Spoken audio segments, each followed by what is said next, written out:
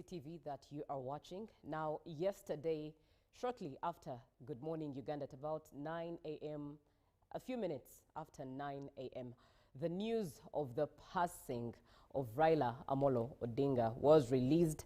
That is the former Prime Minister of Kenya, a former Member of Parliament, the father of multi-party politics in indeed in Kenya, and many hats that he wears when it comes to the field of politics in Kenya. Sad news that broke to the rest of East Africa, and a Wednesday that many Kenyans are considering and calling a dark Wednesday, as a journalist passed on at the same time, same day. It's a dark day indeed for Kenya, but a dark day and a dark week at that for the whole of East Africa. Good morning. Thank you for choosing to watch UBC TV to inspire you. My name is Julie F. Nantala, and I am with Robert Chirabo Nyonyintono. Now, Honorable Raila Odinga was a man who had a style, a sense of style, when it came to fashion, when it came to life and enjoying life. He wasn't only a serious politician, but he was a person who also enjoyed life to the fullest. And he also enjoyed his music. Now, in a special way, to say farewell to Honorable Raila Odinga. Robert.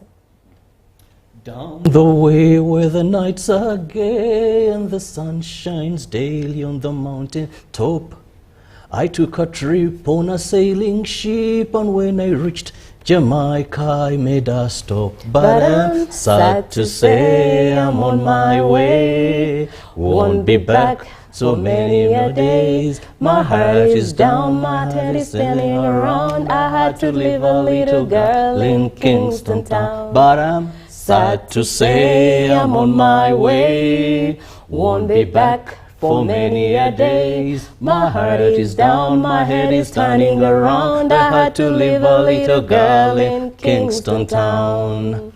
Rest in peace, Baba, a great son of the African soil, a giant of democracy and a freedom fighter. Right. On that note, let's have a look at what we have on the local scene. We'll begin with President Yoweri Kaguta Museveni, the chairperson of the non-aligned movement, who urged the world leaders to prioritize common mutual beneficial interests such as trade, investment and tourism, while encouraging them in a resolution of fighting disagreements internally.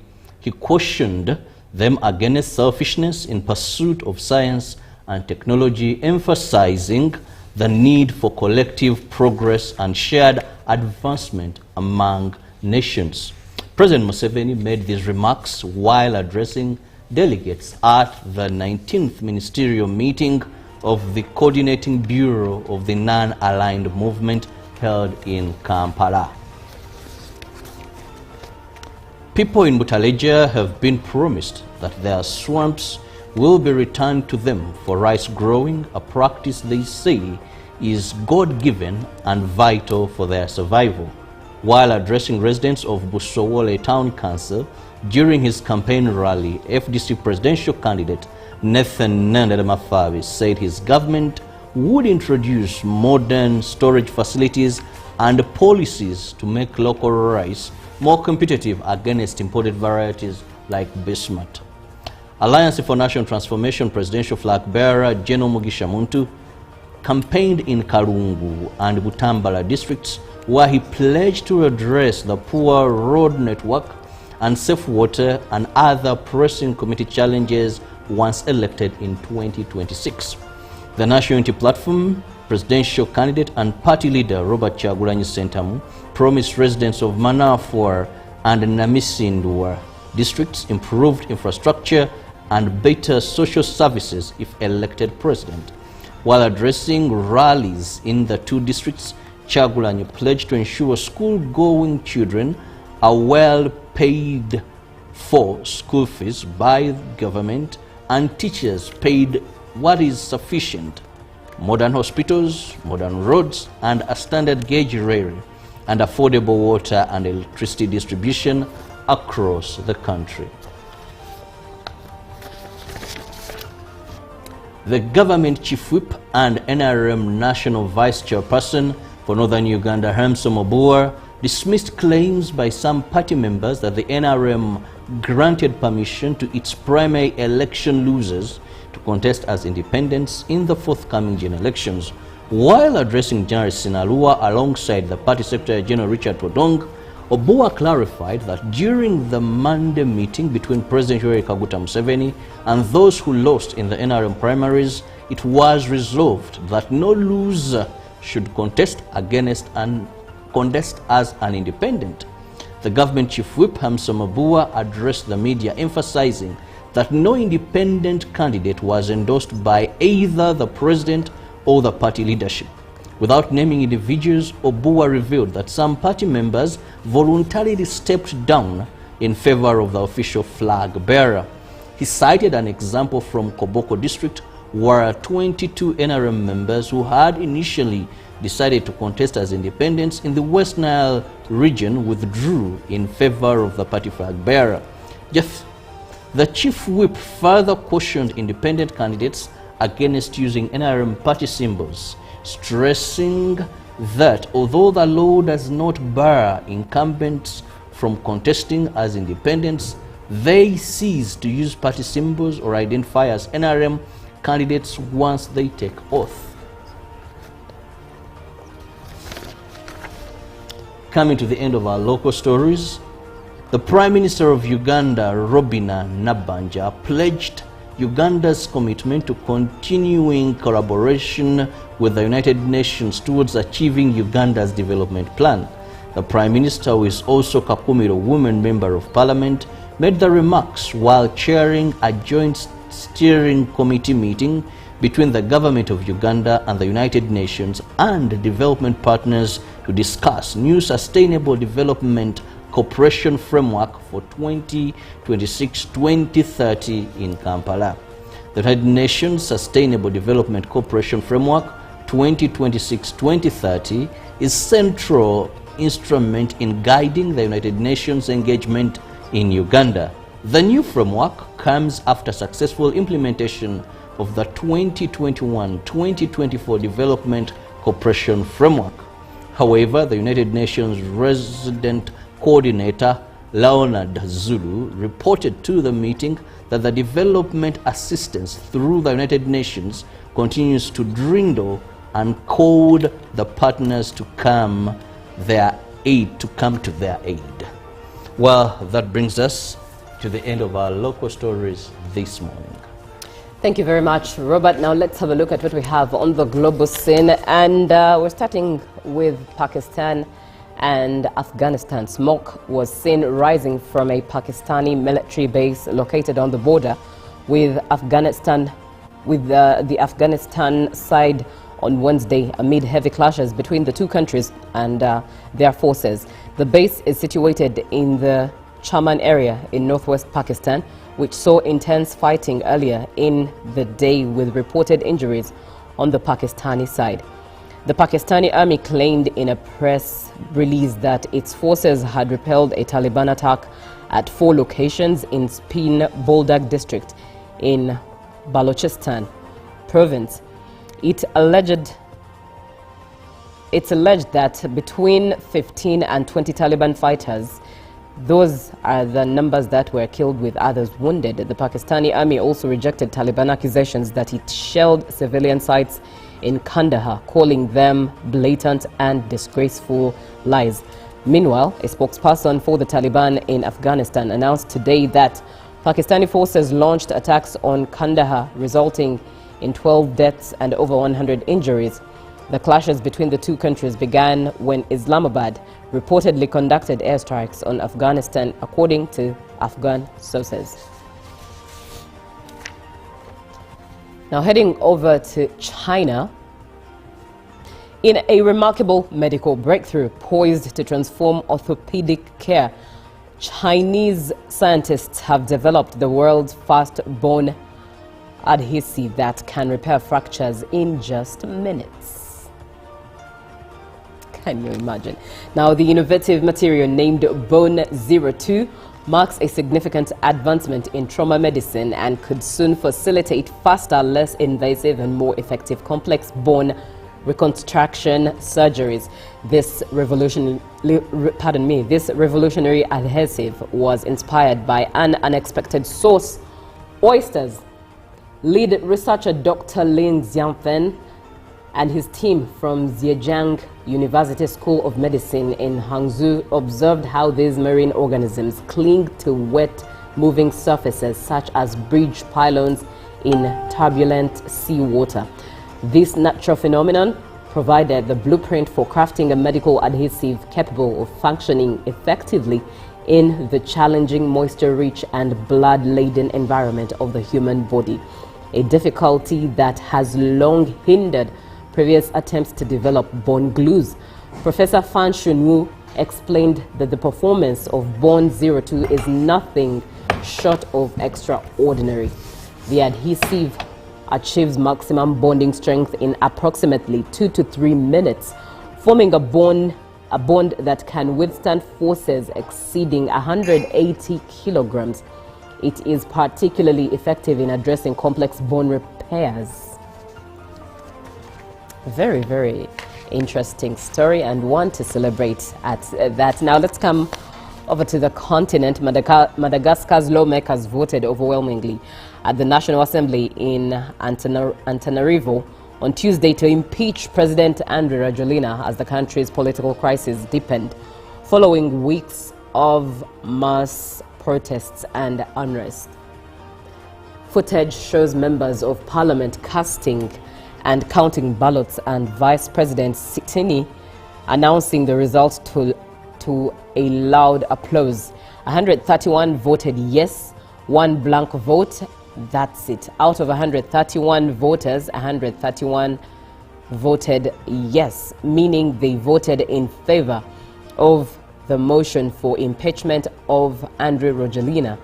There was 1 spoilt vote and no one voted no.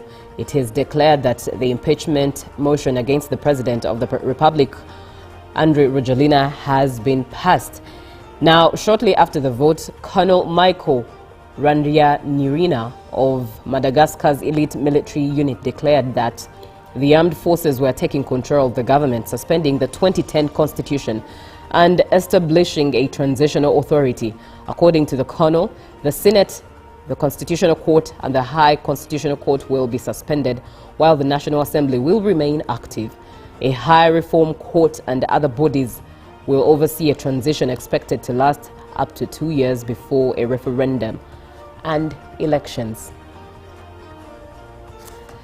Well, that marks it for what we have on the foreign scene. I think my highlight is that science story from China, the bone glue that will finally hold bones longer and stronger with 180 kilograms or more. That's an achievement. Now, that's why His Excellency always talks about prioritizing sciences. Right. And even on the NAM, he urged them, don't be greedy, let's share your breakthroughs in science, so that maybe one time we get closer to those people. Indeed. Yes. Let's have a look at what we have in the press today. Well, it is all about Raila Odinga. He's dominating all papers within the region.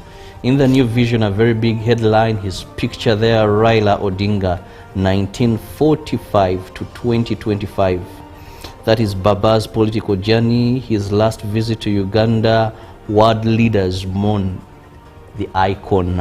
And now also President Yoweri Museveni opens NAM Summit. That was yesterday. I'll now move to the Daily Monitor. Well, a very big picture there of the man, a great tree on the African soil that went to rest. Now, Raila Odinga, still 1945 to 2025. They give you so much regarding him, his journey, how world leaders have paid tribute, and even the lizard, usually nonsensical, here comes out and says with heartfelt condolences from the lizard family. Well, much that you need to know about this great son of Kenya, Africa, and the world. Indeed, and when it comes to the rest of East Africa, the Daily Nation as well is paying tribute to Raila Omolo Odinga, RIP 1945 to 2025.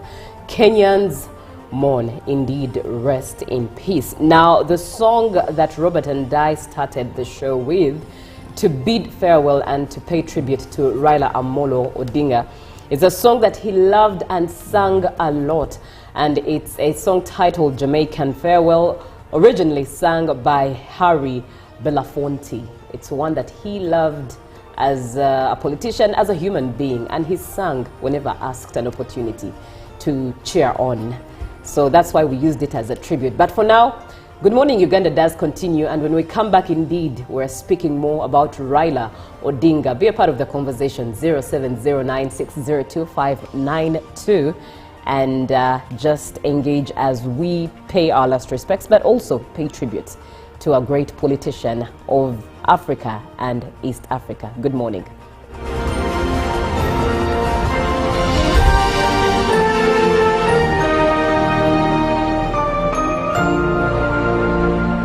Pick of the day on UBC. He expected me to die like within the first 2 years. Out of the blue, the child will get pains, especially in the wrists. And this happens commonly when children are starting to walk. Was brought to you by I'll call you every day, yeah, yo, You can now get all the Chibuzi out with MTN voice bundles. Call all networks Kubei Dondoro.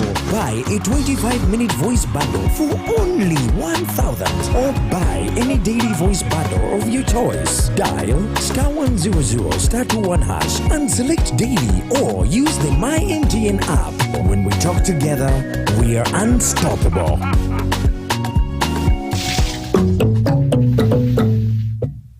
Live from UBC Studios in Kampala, this is Good Morning Uganda.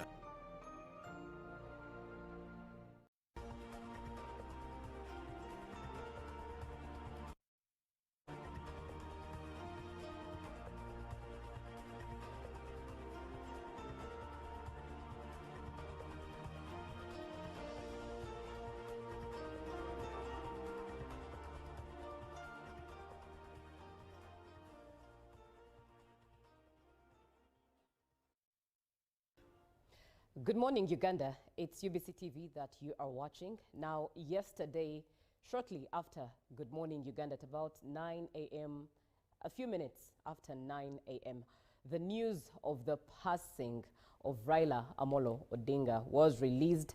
That is the former Prime Minister of Kenya, a former Member of Parliament, the father of multi-party politics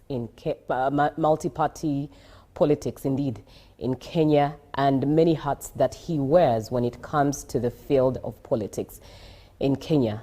Sad news that broke to the rest of East Africa, and a Wednesday that many Kenyans are considering and calling a dark Wednesday, as a journalist passed on at the same time, same day.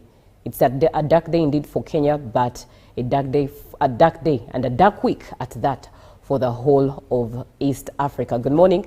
Thank you for choosing to watch UBC TV to inspire you. My name is Julie F. Nantaba, and I am with Robert Chirabo Nyonyintono. Now, Honorable Raila Odinga was a man who had a sense of style when it came to fashion, when it came to life and enjoying life. He wasn't only a serious politician, but he was a person who also enjoyed life to the fullest. And he also enjoyed his music. Now, in a special way, to say farewell to Honorable Raila Odinga. Robert. Down the way where the nights are gay and the sun shines daily on the mountain top, I took a trip on a sailing ship, and when I reached Jamaica, I made a stop. But I'm sad to say I'm on my way, won't be back so many a days. My heart is down, my head is spinning around. I had to leave a little girl in Kingston town. But I'm sad to say I'm on my way, won't be back for many a days. My heart is down, my head is turning around. I had to leave a little girl in Kingston town. Rest in peace, Baba, a great son of the African soil, a giant of democracy and a freedom fighter. Right. On that note, let's have a look at what we have on the local scene.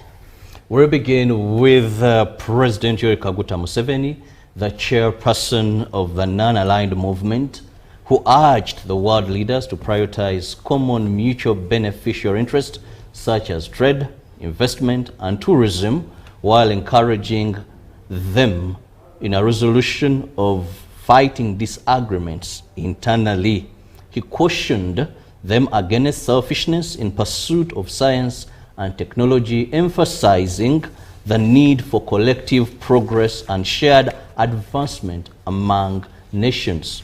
President Museveni made these remarks while addressing delegates at the 19th ministerial meeting of the Coordinating Bureau of the Non-Aligned Movement held in Kampala.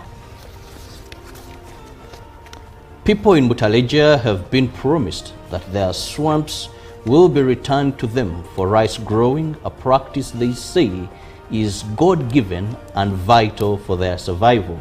While addressing residents of Busowole Town Council during his campaign rally, FDC presidential candidate Nathan Nandedamafabi said his government would introduce modern storage facilities and policies to make local rice more competitive against imported varieties like Bismuth. Alliance for National Transformation presidential flag bearer General Mugisha Muntu campaigned in Kalungu and Butambala districts, where he pledged to address the poor road network and safe water and other pressing community challenges once elected in 2026. The National Unity Platform presidential candidate and party leader Robert Kyagulanyi Ssentamu promised residents of Manafwa and Namisindwa districts improved infrastructure and better social services if elected president. While addressing rallies in the two districts, Kyagulanyi pledged to ensure school-going children are well paid for school fees by the government and teachers paid what is sufficient, modern hospitals, modern roads and a standard gauge rail, and affordable water and electricity distribution across the country. The government chief whip and NRM national vice chairperson for Northern Uganda, Hamson Mobua, dismissed claims by some party members that the NRM granted permission to its primary election losers to contest as independents in the forthcoming general elections. While addressing General Sinalua alongside the party Secretary General Richard Todong, Obua clarified that during the Monday meeting between President Yoweri Kaguta Museveni and those who lost in the NRM primaries, it was resolved that no loser should contest as an independent. The government chief whip Hamson Mobua addressed the media, emphasizing that no independent candidate was endorsed by either the president or the party leadership. Without naming individuals, Obua revealed that some party members voluntarily stepped down in favor of the official flag bearer. He cited an example from Koboko district where 22 NRM members who had initially decided to contest as independents in the West Nile region withdrew in favor of the party flag bearer. The chief whip further cautioned independent candidates against using NRM party symbols, stressing that although the law does not bar incumbents from contesting as independents, they cease to use party symbols or identify as NRM candidates once they take oath.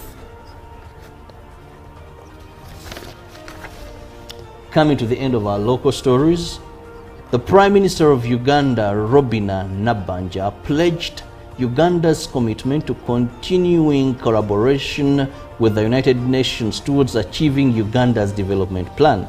The Prime Minister, who is also Kakumiro Women Member of Parliament, made the remarks while chairing a joint steering committee meeting between the government of Uganda and the United Nations and development partners to discuss new sustainable development cooperation framework for 2026-2030 in Kampala. The United Nations Sustainable Development Cooperation Framework 2026-2030 is central instrument in guiding the United Nations engagement in Uganda. The new framework comes after successful implementation of the 2021-2024 Development Cooperation Framework. However, the United Nations Resident Coordinator Leonard Zulu reported to the meeting that the development assistance through the United Nations continues to dwindle and called the partners to come to their aid. Well, that brings us to the end of our local stories this morning. Thank you very much, Robert. Now let's have a look at what we have on the global scene. And we're starting with Pakistan and Afghanistan. Smoke was seen rising from a Pakistani military base located on the border with Afghanistan, with the Afghanistan side on Wednesday amid heavy clashes between the two countries and their forces. The base is situated in the Chaman area in northwest Pakistan, which saw intense... Free Kenya.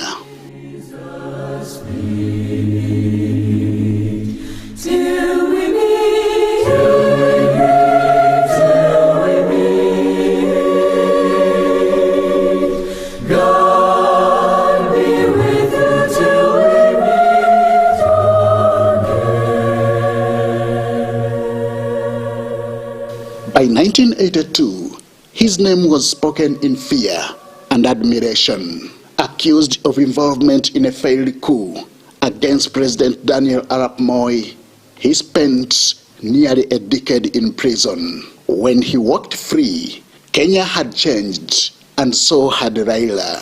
He joined the Forum for Restoration of Democracy, later forming the National Development Party, beginning a journey that would reshape Kenya's political landscape. God be with you till we meet again.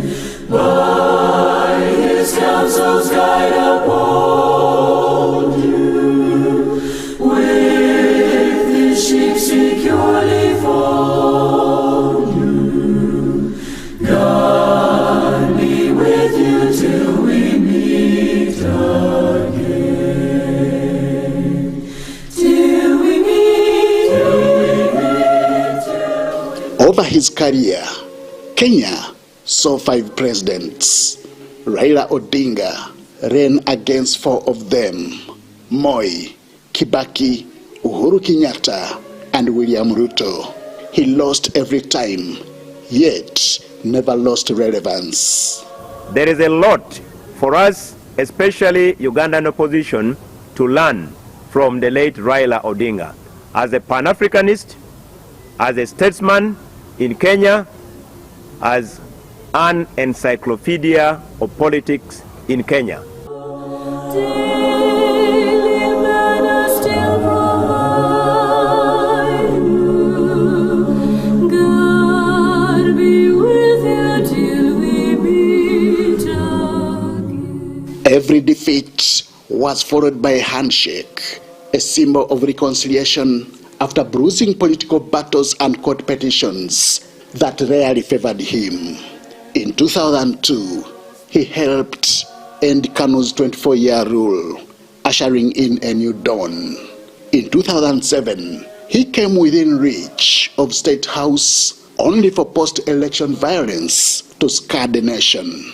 The 2013 and 2017 elections deepened his resolve, leading to a historical Supreme Court annulment, a first in Africa. In 2022, his final bid ended in another loss, yet he chose dialogue, joining hands with President William Ruto in a broad-based arrangement. So I found him as a determined leader. I found him as a leader who had the interest not only of the people of Kenya, but the people of East Africa and Africans. Previously, he had served as Kenya's first prime minister under a unity government, guiding the nation through fragile peace. Under his watch, Kenya adopted the 2010 constitution, ushering in devolution and freedoms that many now take for granted.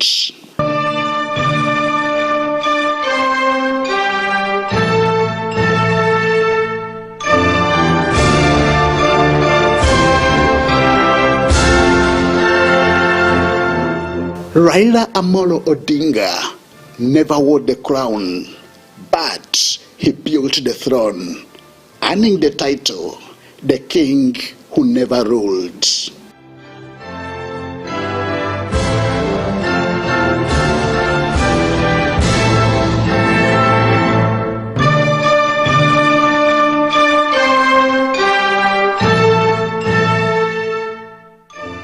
Analysts often described him as the president Kenya never had, yet perhaps the one it needed most.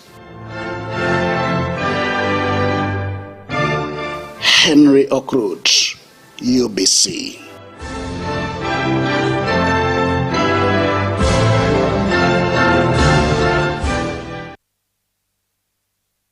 Thank you very much, Henry Okrut, for that documentary. He is a man who ran 5 times, shook hands with 4 presidents, never won, but changed the nation of Kenya without ever ruling it. Indeed, a king who never ruled. Rest in peace, Raila Odinga. You are watching UBC TV, here to inspire you. And it's Good Morning Uganda. My name is Julie F. Nantaba. And it's time for The Real, where we get to share conversation on different topics, but this time round paying tribute to Honorable Raila Odinga, the former Prime Minister of Kenya, his political journey, learning a lot of things from his life. Now, what does his passing mean for Kenya, and how is Kenyan politics now going to look like without the presence of a man like him in the political arena? Now, to have that conversation with us in studio is James Mututa, who is the host of Pan-African Fridays here on UBC TV. Who better to speak into this particular conversation? Good morning, James. Yes, good morning. It's so good to have you on Good Morning Uganda for the second time. I know. First time we're talking about sports. Exactly. But it's also good to have you to talk about an honorable figure. Yeah. When it comes to Pan-African matters. Sure, and actually, we, as people of the Pan-African thinking, we have lost a very strong man, right, in a form of Raila. In fact, some of us had the issues to come to terms with the fact that he could not convince, or for those who elected the chairperson of the African Union, that they could not be convinced that Raila had the credentials to be that person in that office. Of course, I've heard many of them who, even behind the corridors, were whispering of his incapability, now sending in messages to say, "Oh, Africa has lost," and I'm like, the hypocrisy in politics. The hypocrisy in politics. Yeah. Speaking of which, let's just dig straight into his legacy, his political legacy. What do you think it means to Kenya? But first, as a Pan-African discussant, share his political legacy and what it means to Kenya. He, like one put it in the opening, he was a president that Kenya needed most, and he's a president who never ruled Kenya. You know, this is a guy who stood for 5 elections, actually 6, including the recent one of the African Union, and he lost all of them. And after the loss, again, even the winners were not very comfortable that he lost. So he was that person, but also that he's this guy who was a peacemaker. And some people can dispute that, but you can also see that all the 5, 6 times that he has lost the election, he would still reach out to the winner and still congratulate them, yes, but still make them know that he definitely was also capable, or he had won the election. And if you look at all the elections that he participated in, especially in Kenya, of course, many of them later on turned violent, including the last one. But he was a peacemaker in that you'd see him trying to reach out to the winners to ensure that the violence doesn't go on. And in fact, in the last one, he has been misunderstood when he finally said, no, let's not burn down the country. Let's join the winner and we work together. Some of his people in the ODM, actually, some of the MPs up to now have disputed that handshake. They have not totally supported him on that.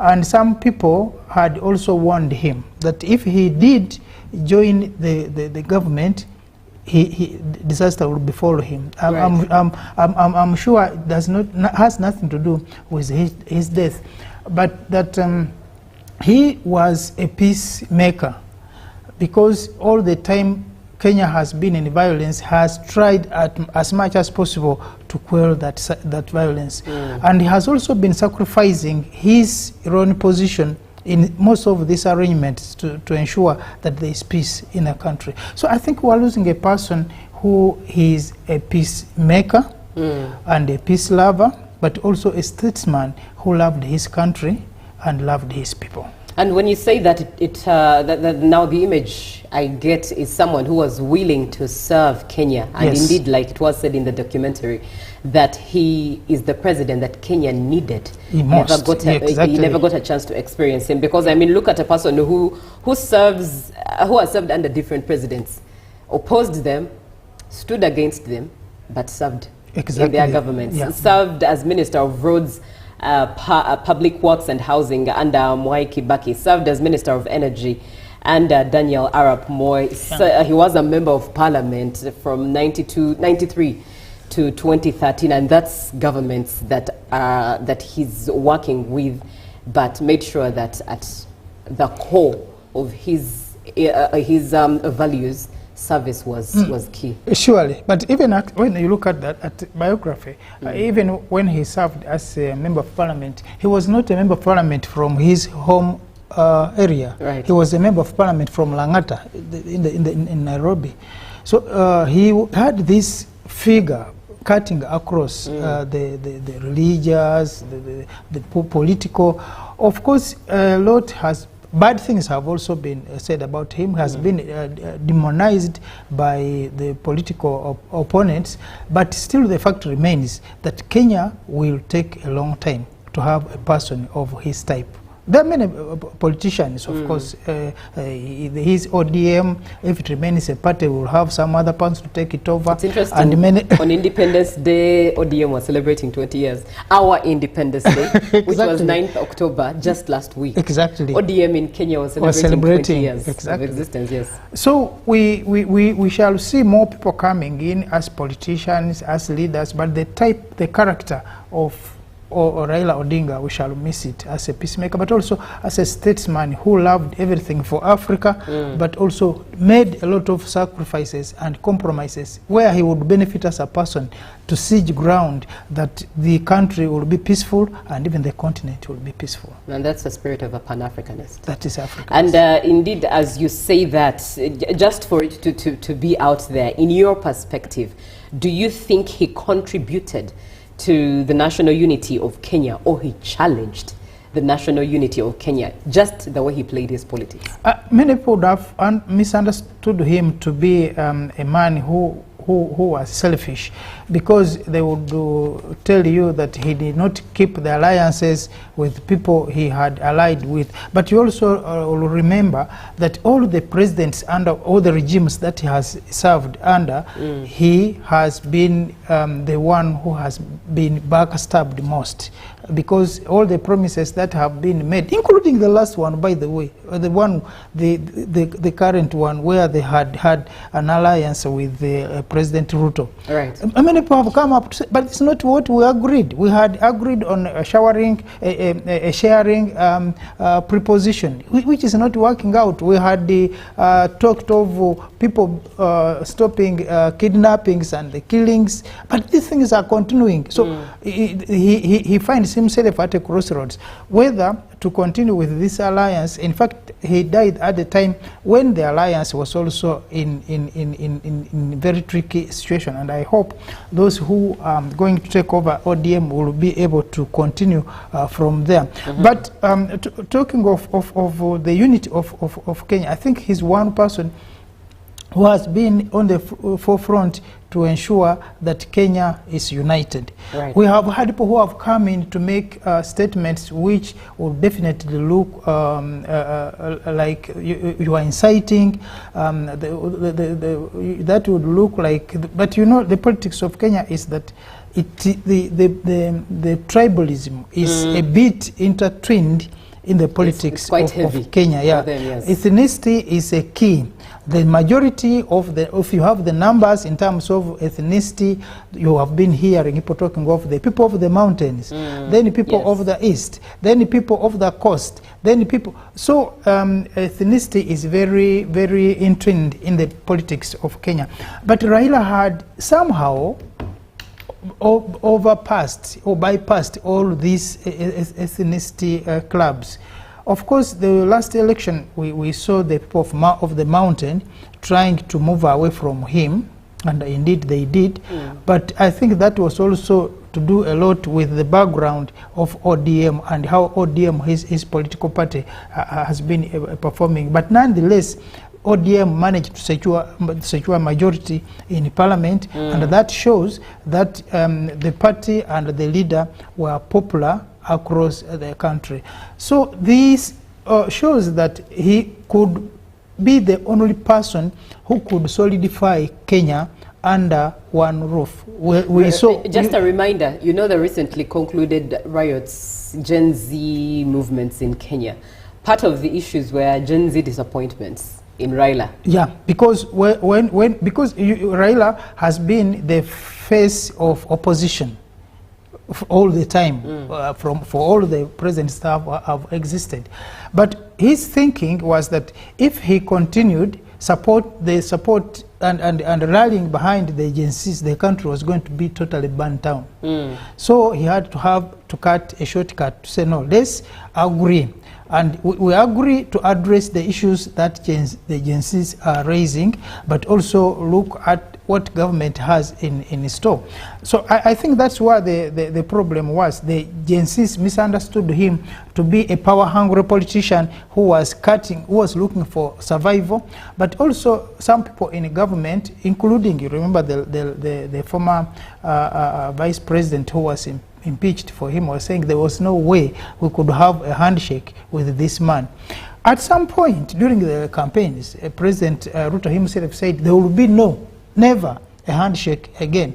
But because of the dynamics that Raila was the only person who could put the country together, there was no way the current government could avoid working with him. Right. So working with him meant that the country was going to be solidified, at least at some point, that people would be able to have one voice. Of course, it was a process, but that also helped the tensions, much as the agencies didn't believe that he had believed that they had been betrayed in him. But also when you look at it, you realize that he was pushing for a position where the country at least could have some sanity and the peace would prevail in the country. And to some extent, I think he achieved that. Right, yes, indeed. I would agree with you on that. Now let's have a look at some of the comments that you have. Good morning, Uganda. This is Ondaro Vincent from Morukatipe in Tororo. Africa, and Kenya in particular, has lost an icon, a freedom fighter, a peacemaker, a tolerant leader who never gave up in the struggle. We shall dearly miss him. May his soul rest in peace. Kimaleni Michael from Bududa. The fact is that Raila Odinga has contributed much to the development, and the constitution of Kenyans does why they are, and the constitution of Kenya, that is why they are mourning him as if he has been the president of Kenya. I see you in much agreement with Kimaleni's points of view. Yeah, many people would, in fact, when Raila would leave Kenya to go outside of Kenya, he would be accorded all the respect. of a head of state. I mean, just even his presence in India, where he passed. Exactly. At that time, he had guard. Yes, you know, he had the protection. When he was in yes. India, even when he was not a president in Kenya, but outside Kenya, Raila was a president. But also that there were many people who believed in Raila, even in the government now, than they would believe in the president. Right. Because somehow they would believe that Raila would put certain things together and would call shots and people would listen to him.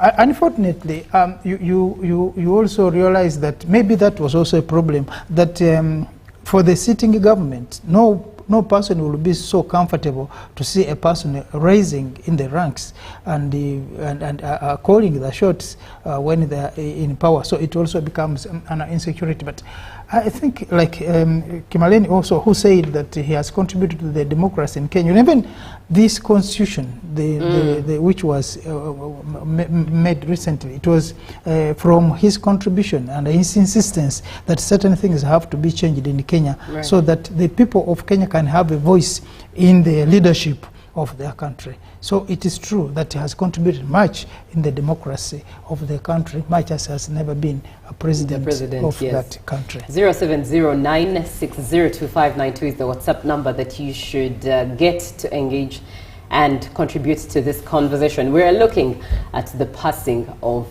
Raila Odinga, what this means to Kenyans, and of course the political field. What does the political field look like thereafter?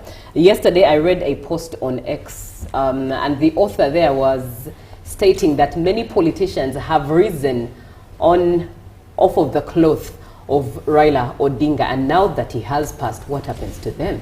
And indeed this author was looking forward to the next forthcoming scenes of politics in Kenya and what they look like for those figures that got their political fame off of Raila Odinga, and what happens to them now that he has passed. What strength can someone hold with that much power, if at all you're even tagged to particular human beings being survival in the field of politics? Now let's look at indeed, of course, Kenyan politics. Do you think that Kenya can move beyond personality-based politics? I mean, we see Raila, his father was the first vice president of Kenya. You know, the presidents that we've seen have had a political background from their families in one way or the other. It's, I think, Ruto who's first an outsider. As an outsider. Sure. Yes. Yeah. Now, do you think Kenya can, now that Raila has passed, do you think Kenya would have a chance to move from personality-based politics and focus on issue-based politics? Like we did mention earlier, Kenya politics is closely interlinked with the ethnicity of the country. And in that ethnicity, you are looking at particular persons, particular right. families, and particular communities within even the ethnic club. But I'm sure with now the post-independence leaders going away, there is a likelihood that Kenya will eventually move away from personalities into real issues. But that is not only for Kenya as a Pan-African. I'm also aware that this is the problem for the rest of Africa, because people are not being elected based on the issues in their manifestos that they are looking at when they take power. Because sometimes we are having campaigns, for example, in Uganda, but sometimes it's very difficult to tell one candidate from the other in terms of what they will deliver when they become presidents, when they take over leadership. So the politics of Africa is still up to today more based on individuals, the strong man, more than the system man, because systems can produce leaders, but we have people who are being self-made, or they have been grown from some community.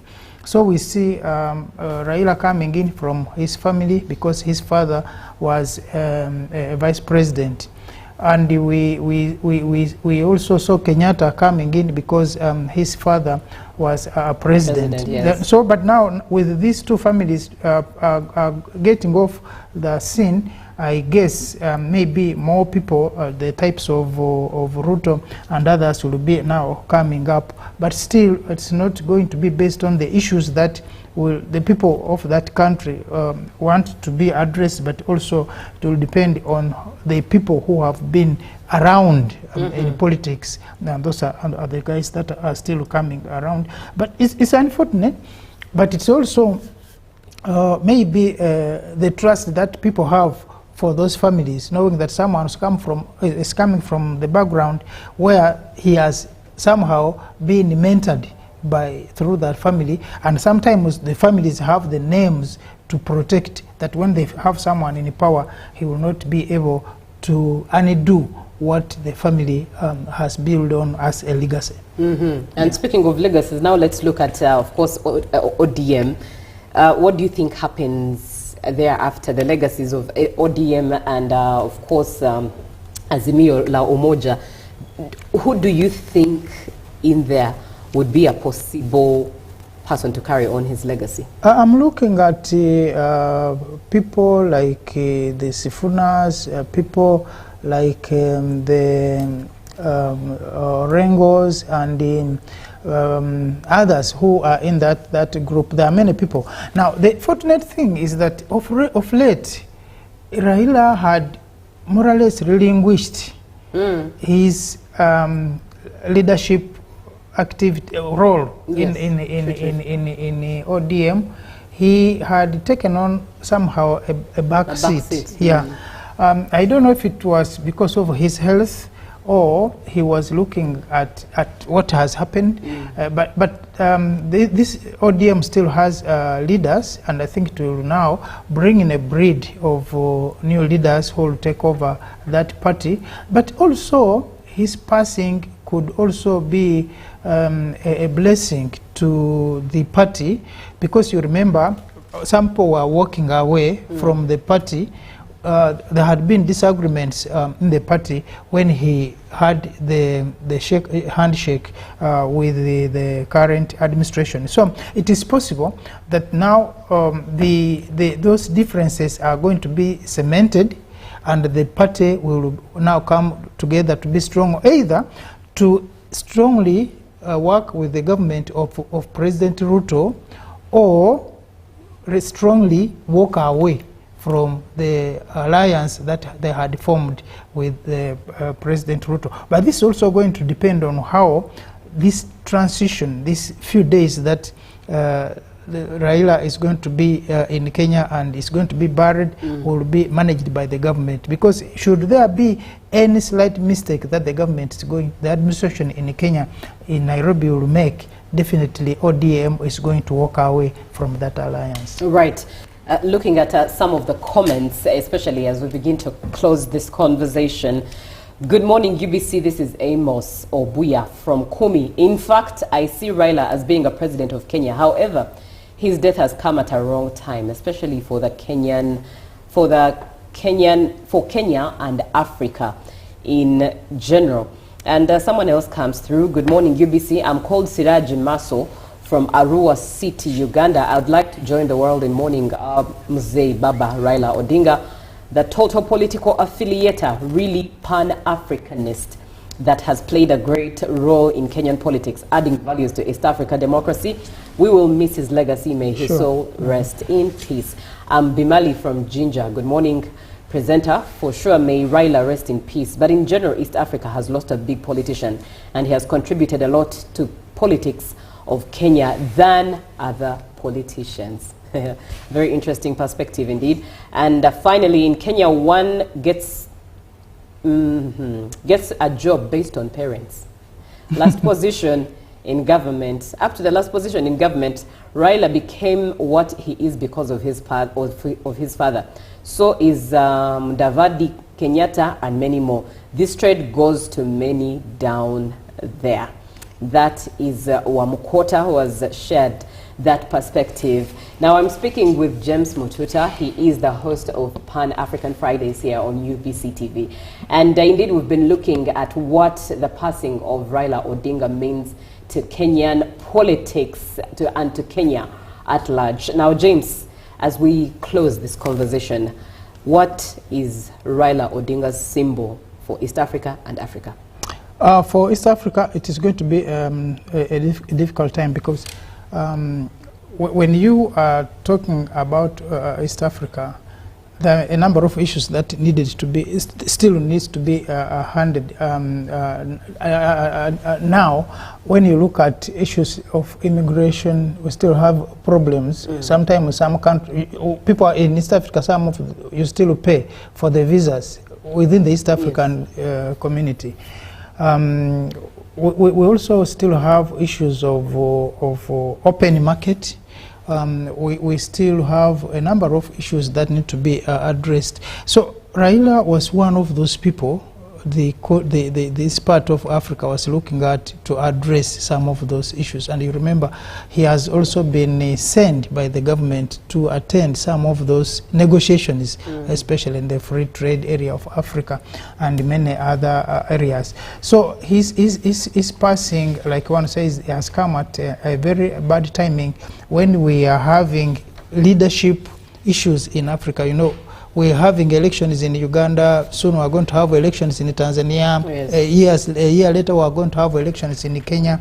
So you needed someone who has the institutional memory of the administration in East Africa to be able to help those people who are coming in leadership, or to continue working with the people who are going to be leaders in these countries. We have missed him at that time, but also that a country like Kenya needed someone who they will refer to in the event of a problem, who the father figure. That's why people are calling him Baba. Yeah, so they will now miss that Baba figure in Kenya, because Baba will be this person who will talk to any authority, be it in the church, be it in the military, be it in the government, and they will give him a listening ear, even in the court. Much as he has not been a very a big friend of courts, because all the rulings have been against him, except with one.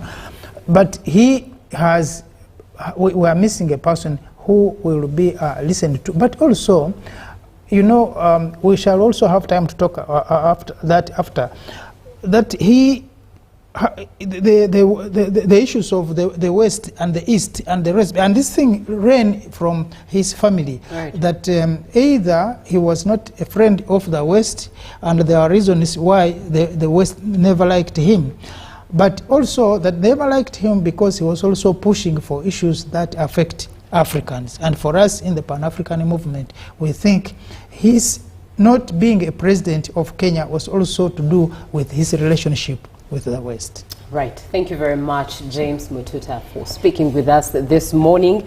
His death, that is Raila Odinga's death, closes a chapter in Kenya's political history, leaving a legacy of activism, reform, and an unyielding belief in the power of the people. Funeral arrangements are yet to be announced. But before we close this chapter, let's come back to Ugandan politics and have a look at what today's calendar looks like for those who are contesting for the seat of Uganda's constituency. Area of campaign for candidate Yoweri Kaguta Museveni, who is representing the NRM party. He'll be in Yumbe and Terego today, the 16th day of October 2025. And Kasibante Robert, holding the flag for NPP, will be in Chisoro and Kabale. Now, moving on, we do have another candidate there on the screen. That is Mugisha Muntu Gregory, who is holding the flag for Ant, and he will be in Mpigi and Gomba. And candidate Chagulanyi Sentamu Robert, who's holding the flag for Nup, will be in Tororo today. And candidate Nandala Nathan Mafabi of the FDC party will be in Busia. And Munyagwa Mubarak of CMP party will be in Mbale and Mbale City as it stands today. And moving on, I believe we also do have Bolira Frank of the RPP, who will be able to take some rest today. And finally, Mabirizi Joseph of the CP party will be in Kalungu.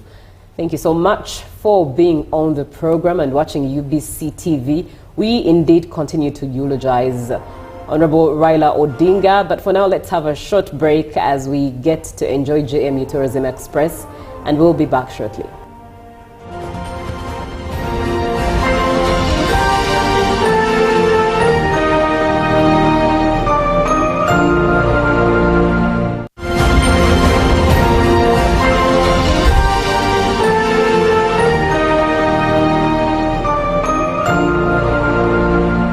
Taxation is a bit complicated,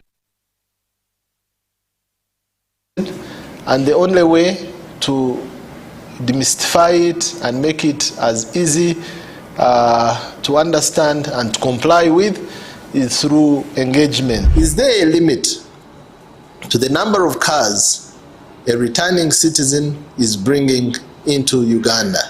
Who has paid the excise duty on this water is not the supermarket which has sold you this bottle at 1,000. It's not the business, it is the man who is going to drink this water. We strongly believe that it will only be through such constructive engagement that we'll be able to broaden our tax base and build our country together. Buza Commissioner. Now you can get direct answers.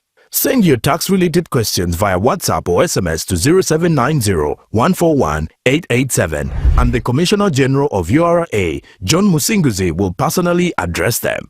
Tune in to UBC News Tonight every Monday and Wednesday for expert insights and clear explanations. Buza Commissioner. Exercise can't be sustained. Eating can't be stopped. It's even harder to lose weight. Come and give it a try. Genshikang L-carnitine chromium capsules, plant extract, scientific ratio, take 3 capsules each time. The active ingredient accelerates fat burning,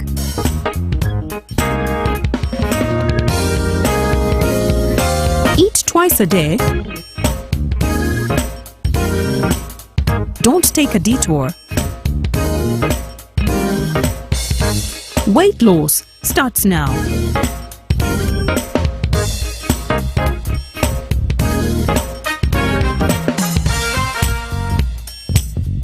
Genshikang L-carnitine with chromium capsules helps you stay in shape. Please follow medical advice when taking this product. For more information, visit our website www.hgo.com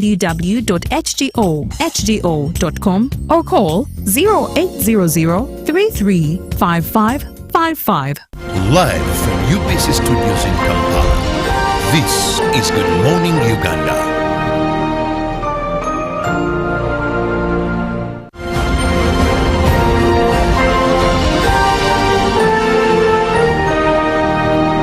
Brought to you by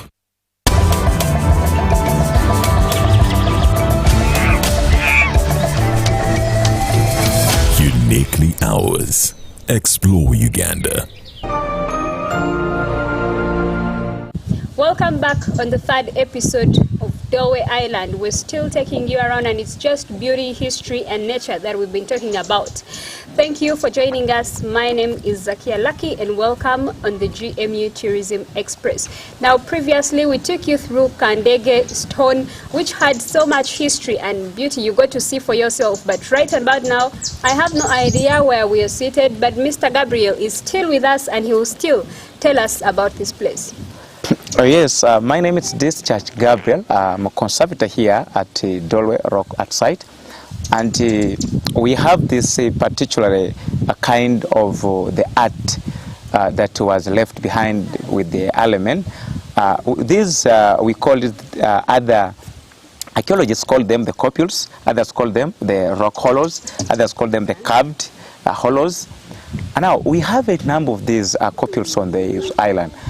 By the way, the research says that this island, actually in the whole world, is the one that has a number of the copules, the number of rocks with these copules. We have uncounted very many of them scattered all over the island. But now, the essence of this, or to bring visitors here to share with us the history of this here. How did they come up? Because when some people say them, they think they are natural, because they see the way they are carved on the rocks. They are smooth. But these couples, these were just made, engraved, dug with our ancestors, the early men. And now, particularly in the work of these ones, one, it was for pounding the herbs. They would get the roots and the other stem, cutting, whatever. When they want to make a concoction, they come and then they pound from here. Also acted like the mortar today we have. They also use them in the cleansing. When there is a calamity, after them pounding, they would put here, and then they also cleanse the community for such calamity that has attacked or come to the society. And they will also use them in the pounding the foodstuffs. And even I personally, I experienced and did it. We'll get the rock, rather stone, and then we pound, we break it into the small or the finest particle. We get the flour for the cooking. In most cases, the millet and then the cassava. We would also heat using a wooden, we call it a wari. We would make it, and then we heat the food stuff, the millet, the sorghum, and then the cassava, and then we get the flour. That is actually what is entailed for the values and actually their relevancy of being on these rocks and how the element used. And also, normally in this island, as I said, it has a lot of history. That is what I always tell people, that there is what we call the spiritual inheritance. We have those things that our ancestors did, and then we find ourselves to do them without being trained or being taught. Just like you can raise up, and then they named you after someone, then they say that this person is just behaving like so and so in the community. But you haven't seen, you haven't trained you. Now, some of these things, we inherited them and began doing, but we didn't find these very people who did them to train us. However, it was a spiritual connection. That is why we say, like you, for us who are in Uganda, we have, as we said, that the tour perhaps are the ones who would have made these things, but there is that connection of the choices, that religion of the communication, the spiritual being, that you would connect and communicate without visibly seeing someone. And also that is it. And a number of people have also gone ahead, do that.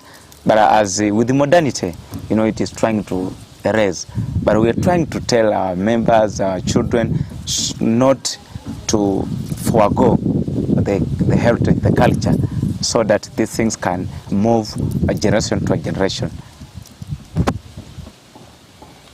You've heard it all, but this is still about Golofa, though we are yet to take it where the name originates itself. But this particular one was about the couples, and I'm even told this is where they used to dine and eat together. You can see some are just a huge, all the others are small, and that is where they used to have food, and so many more, like he mentioned, pounding and getting flour from all of this.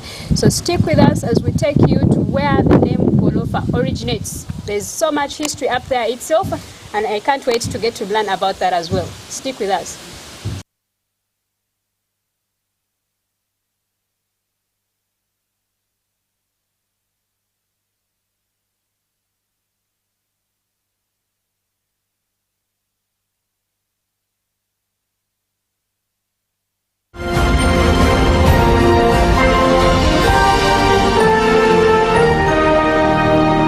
Brought to you by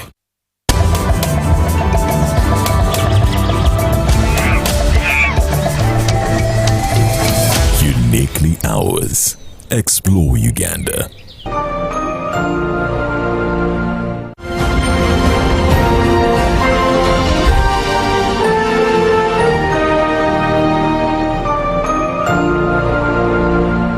Pick of the day on UBC.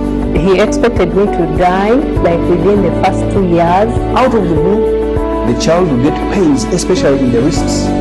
And this happens commonly when children are starting to walk. Was brought to you by I'll call you every day, yeah, yo, baby, don't know. You can now get all the chibuzi out with MTN voice bundles. Call all networks Kubei Dondoro.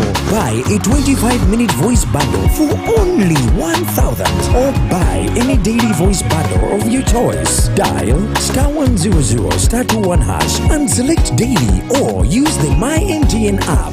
When we talk together, we are unstoppable.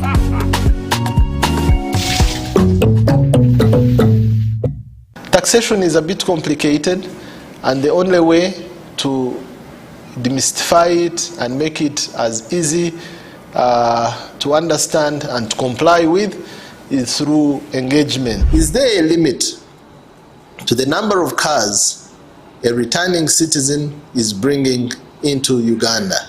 Who has paid the excise duty on this water is not the supermarket which has sold you this bottle at 1,000. It's not the business. It is the man who is going to drink this water. We strongly believe that it will only be through such constructive engagement that we'll be able to broaden our tax base and build our country together. Buza Kamiso now you can get direct answers. Send your tax-related questions via WhatsApp or SMS to 0790-141-887 and the Commissioner General of URA, John Musinguzi, will personally address them. Tune in to UBC News Tonight every Monday and Wednesday for expert insights and clear explanations. Buza Commissioner. Every waking day is a reminder just how beautiful this, our land, truly is. The kind of beauty that you can only find here. In the lush green all around us and the wondrous sights within. It's what you feel in the gentle caress of tropical wind from the mountaintops. And the glow in your heart from a warm neighborly invite.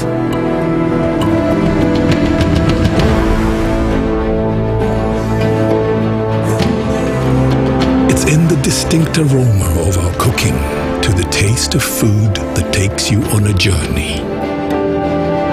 In the sound of homecoming and the sound of Mother Earth. In the magnificence we find on our travels and the exciting moments we experience. Ours is the kind of beauty that comes in all things big and small. All we have to do is awaken our senses and truly enjoy what's uniquely ours.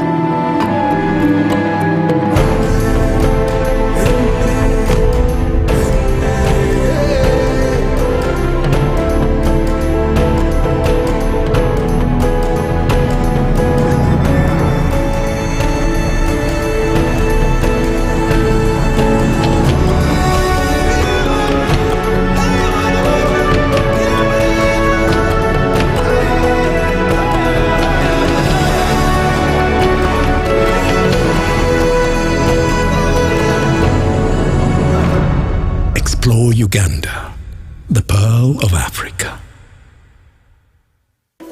In a nation hungry for truth, a world where every story matters, there exists a beacon of trust and reliability. For decades, they've been our voice and our window to the world, holding the mirror of our history. With 4 TV stations and 11 radio channels spanning 27 languages, they stand as guardians of information, defenders of truth.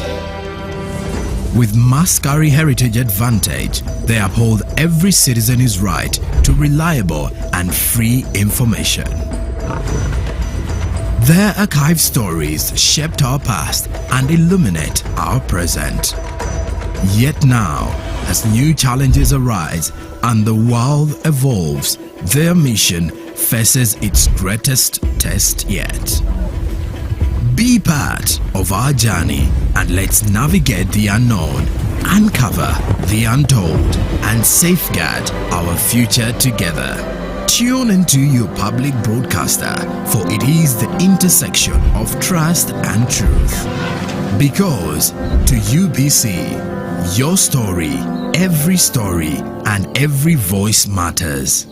UBC, inspiring Uganda. Juko. Yo. Check the shopping, man. What's your secret? Haven't you heard of the parish development model PDM? Yes, I did, but I thought it was just a talk. No, Sebatia. It is real. I and a few friends together formed a circle, accessed money from the PDM, invested in a portrait project, and now things are moving. Juko. I thought I was one of your friends. You are. But you left me behind. I didn't leave you in poverty. What you do, just visit your LC2 chairperson and your parish chief and start the process of economic transformation. Just like that. The parish development model is an initiative from the government of Uganda through the Ministry of Local Government designed to transform all lives of Ugandans for the better. PDM, my parish, my development, my life.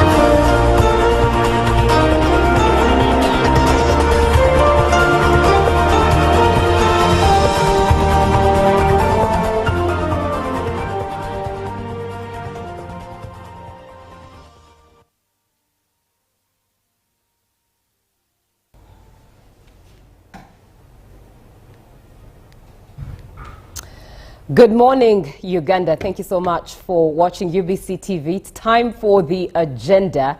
And in particular, what we are looking at is a topic that's not new to the show, and that is illegal fishing on Lake Victoria. This time round, the interesting part of it is the fact that we do have two factions who have a lot to say on this particular matter, and each with their own rationale as to why they are why. Before, when we first had this conversation, we only had representatives from Emputa Conservation and Stakeholders Association, ECOSA. That was the president of this association, Mr. Joshua Muchibi, who spoke with us alongside partners with whom they are in the business as to their pain with the Fisheries Protection Unit on Lake Victoria, is emphasizing the illegal fishing activities. But this time round, we do have two parties regarding this conversation.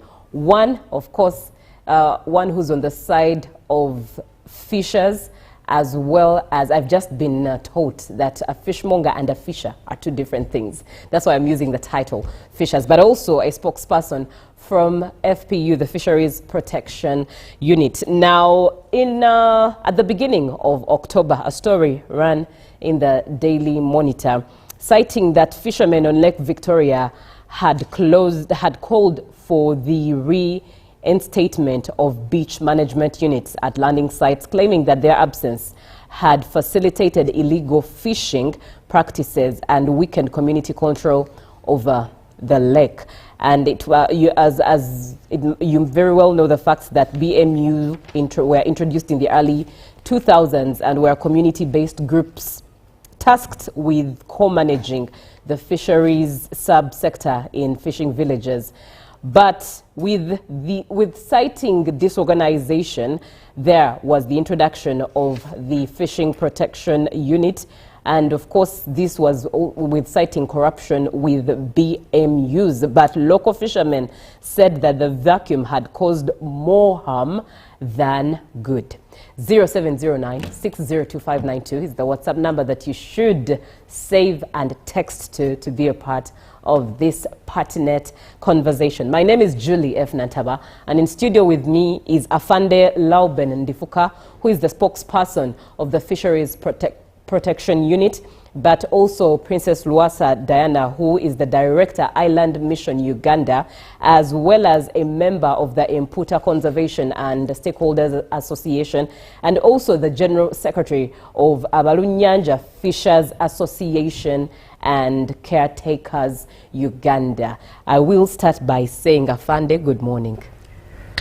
Yes, good morning, Julie. Yes, please. Good morning, my sister Diana. Good morning. I'm so humbled to be here. Yes. And to the viewers of UBC TV, good morning. Thank you very much to be watching UBC TV. What I can assure you, if you want to be educated, entertained, this is the only TV you can be watching. Right, thank you very much. Good morning, Princess Rosa Diana. Good morning, Julie. Yes, thank you so much for coming back to another invitation. Thank you. You know, it means that you treasured me when I came. Yes, indeed, we learned a lot from you. Now, I will start this conversation, of course, posing the question to Afande. What is the core mandate of the FPU on Lake Victoria? Julie, maybe to take you back, FPU came on water in 2017. After the outcry of the fishers to His Excellency, complaining that at least His Excellency have maybe neglected the sector of fishing, and that is the time His Excellency decided to deploy soldiers so that they can help to fight against illegal fishing on our lakes. Our mandate there, it is simple. It's to educate, sensitize, prehending those who are engaging in fishing activities. The work we have been doing since 2017 up to date. Yes. Although the work we are doing, there is a challenge. Those challenges, which is based on the society we are serving. To give you a picture on the lake, we have different categories of people there. Right. We have, we have this term, the name called fishers, but there is categories whereby when you go down there, you'll find the barriers. There is boat owners, and there is importers. There is those who are dealing in traders. We have other fishers, but dealing in another business, not active fishing, but either you have a clinic, you have a school, you have a saloon. So you can see the category. But all those people based on water. Now the challenge we have, it's the more we sensitize them, just know fishing community, it's not a community you can transform or you can change within a period of 1 year. It's a gradual process because it's a different category of people, different understanding. So that's why someone can ask, why have you taken long to curb the illegal fishing on the lakes? Yeah. Very, very interesting background at that, and thank you so much, Afande, for giving us that background. Now, I will come to you, Princess Rosa Diana, as someone who has been in this area of practice. How long has it been for you? I started involving myself in fishing communities when I had just come out of the medical school. That was 95.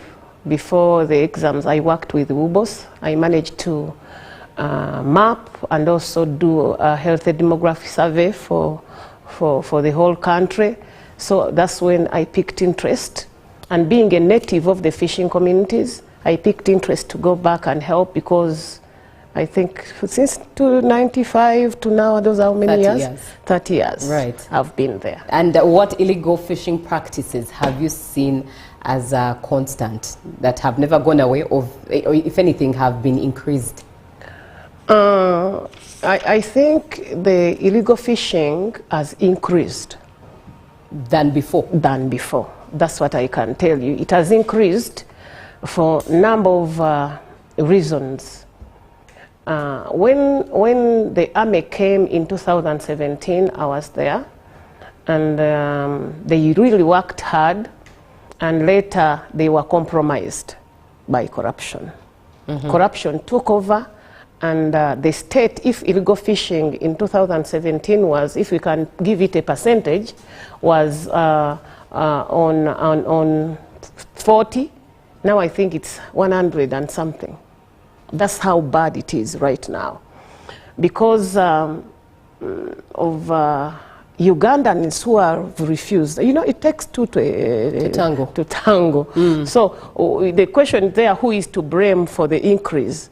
I think the army is to blame, the fishers are to blame, because this is their job. This is our job in the fishing community. Right. Now let's start with how the fishers are to blame, in your perspective. In whatever, you know, let me tell you why, again, the fishers who were chased came back. You know, is an army person, he will tell you, I was reading a certain book and they say, if you are to fight a war, you do a formation of you. But when the army came, used the formation of zero, that all these people were enclosed in one circle, and they had to fight back the soft grounds of the Sawa soldiers who went through corruption.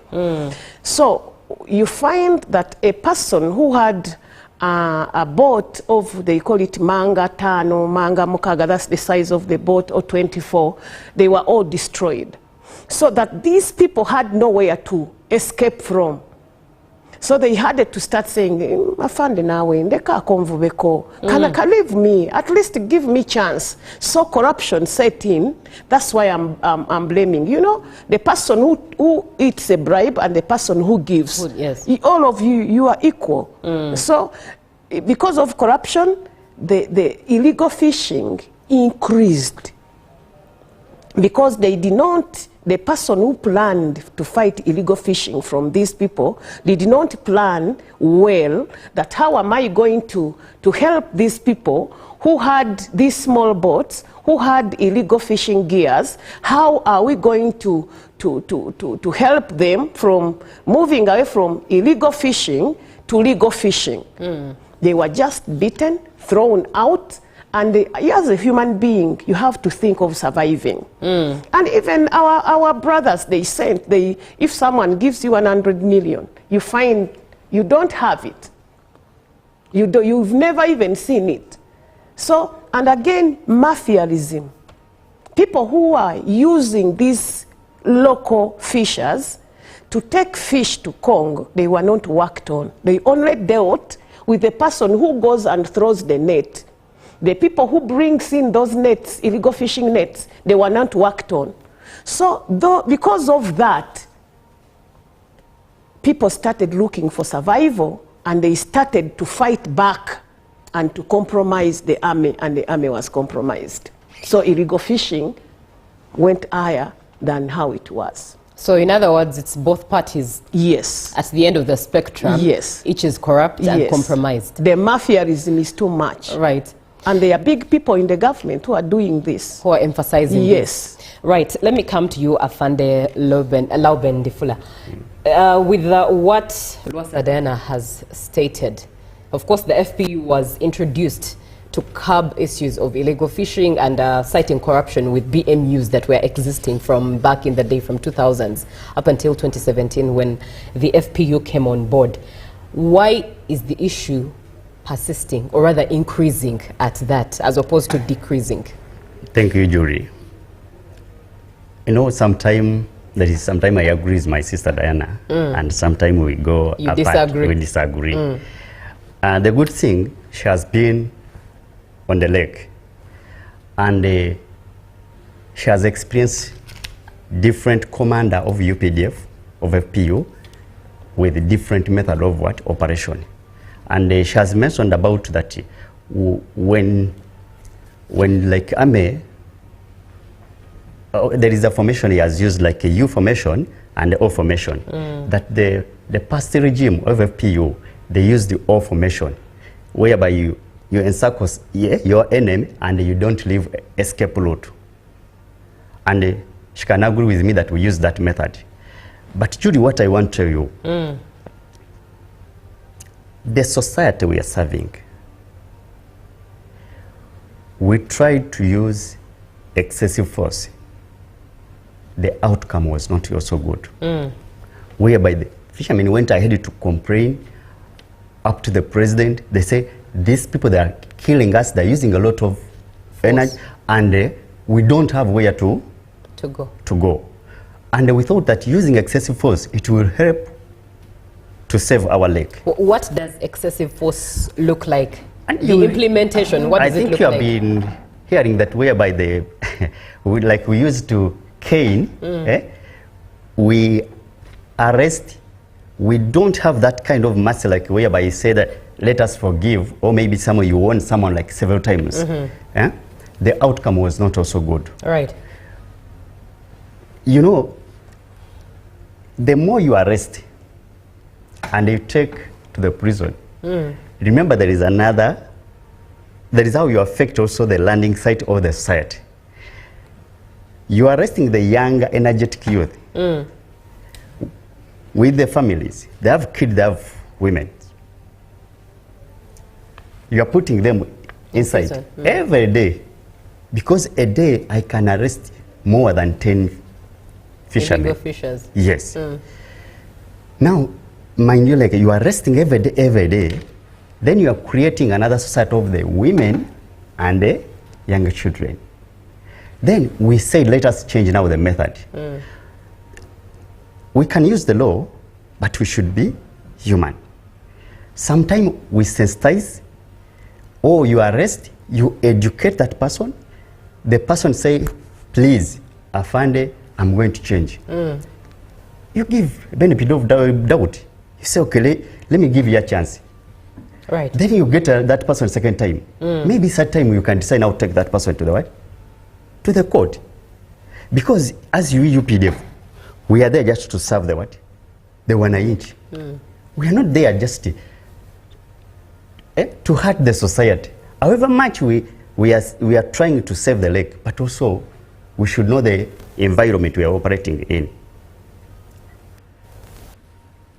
What Diana is saying, we are using the U method now. We are saying you fight someone, but you create a chance to that person. This is an operation of mind change, attitude change. It's not the other operation whereby there is a labor group that side, I'm this side. So I'm here to shoot him, I'm shoot to kill. It cannot apply. We have tried community engagement. It's a community engagement. Now with the challenge where you see the corruption has increased. The moment I arrest, I sensitize them, I pardon. How can I arrest someone in illegal fishing instead of taking him out in prison? Then you release that person. Now, my sister will term it as a corruption, exchange of money. They arrest you, you reach the barracks, you give money, then they release you. Okay. That's where we hear the extortion of money and the corruption. But now, if I'm to ask, why you a fisher? That's your lake. It's your main garden. It's where you get a school fees. Why do you need to pay money to steal in your garden? I'll answer you.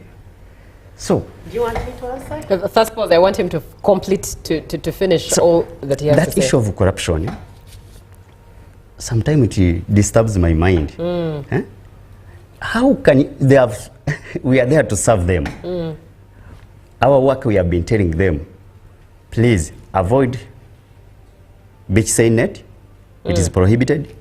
Avoid monofilament net. It is prohibited. And you are the same person to buy the same net and use it. If I may ask to stay with the measures you use on the lakes, now that the extreme of both has still allowed illegal fishing to persist, how about the balance of both, where you arrest, yes, sensitize, educate, and give window for change, but in case it persists, you then arrest, take to courts of law, as it is, as the system is. Okay. That's the law. Let me give you like last year. The last year, we sent 3,000 in prison. Okay. We are convicted. 3,000. 20,000 we are cautioned either on police bond or pardon the barracks, and they say you go. Now you can say just a period of 1 year, 20,000 pardon, but 3,000 convicted. Convicted. Now, if I can tell you so the number of this year, so sometimes there is, you need to think twice. If you are to follow the laws, I'm telling you, majority. Let me give you another example. All right. The challenge we have, why fishers like to use monofilament net. This is the cheapest net. Someone with 50,000, 100,000, you can buy that monofilament net. And the recommendable net, it's a bit expensive. It's a bit, this one can be my witness. That's the monofilament net we are talking about. It is very cheap and it is smuggled. It's not made here in Uganda. It is imported by some traders, hide somewhere, then they start distributing to the landing sites. Right. And this is the cheapest net. And it comes in different sizes. 2.5, 3, 4, 5, and 6.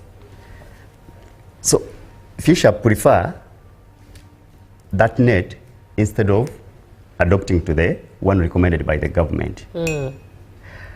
And on the landing site,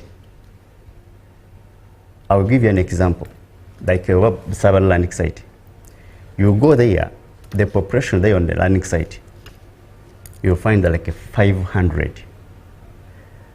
But those who can afford the recommendable net, they can be like 100. Then means we have the big number of fishers who cannot afford the other net, then they resort to the monofilament net. The monofilament net. That's why you see it has now, the illegality has persisted on the lake.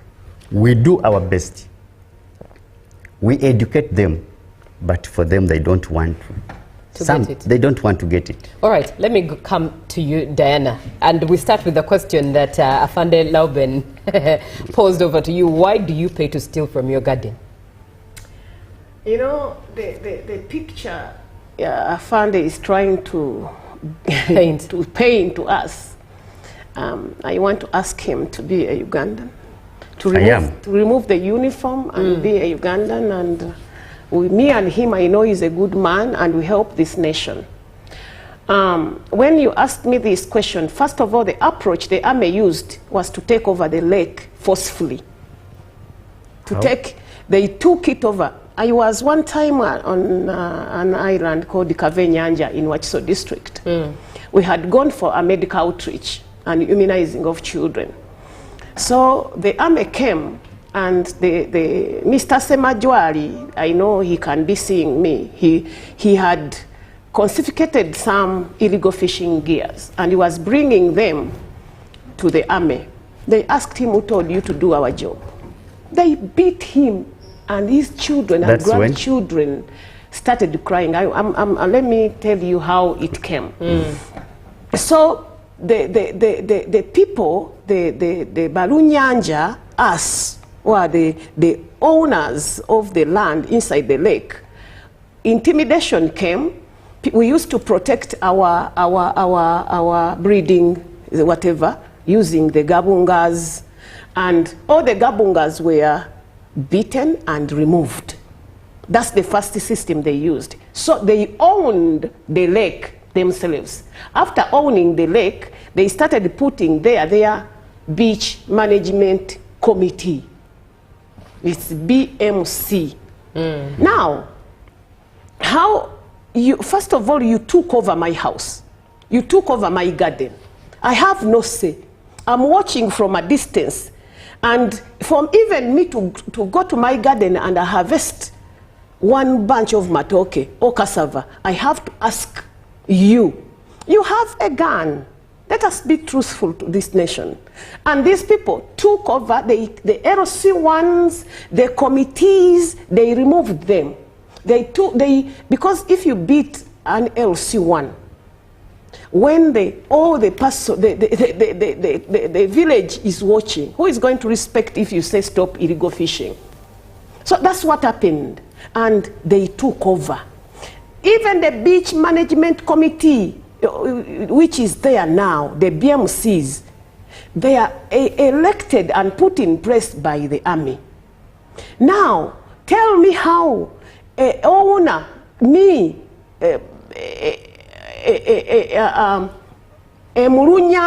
How with no gun, with no stick, how I'm going to say, I'm going to fish here forcefully.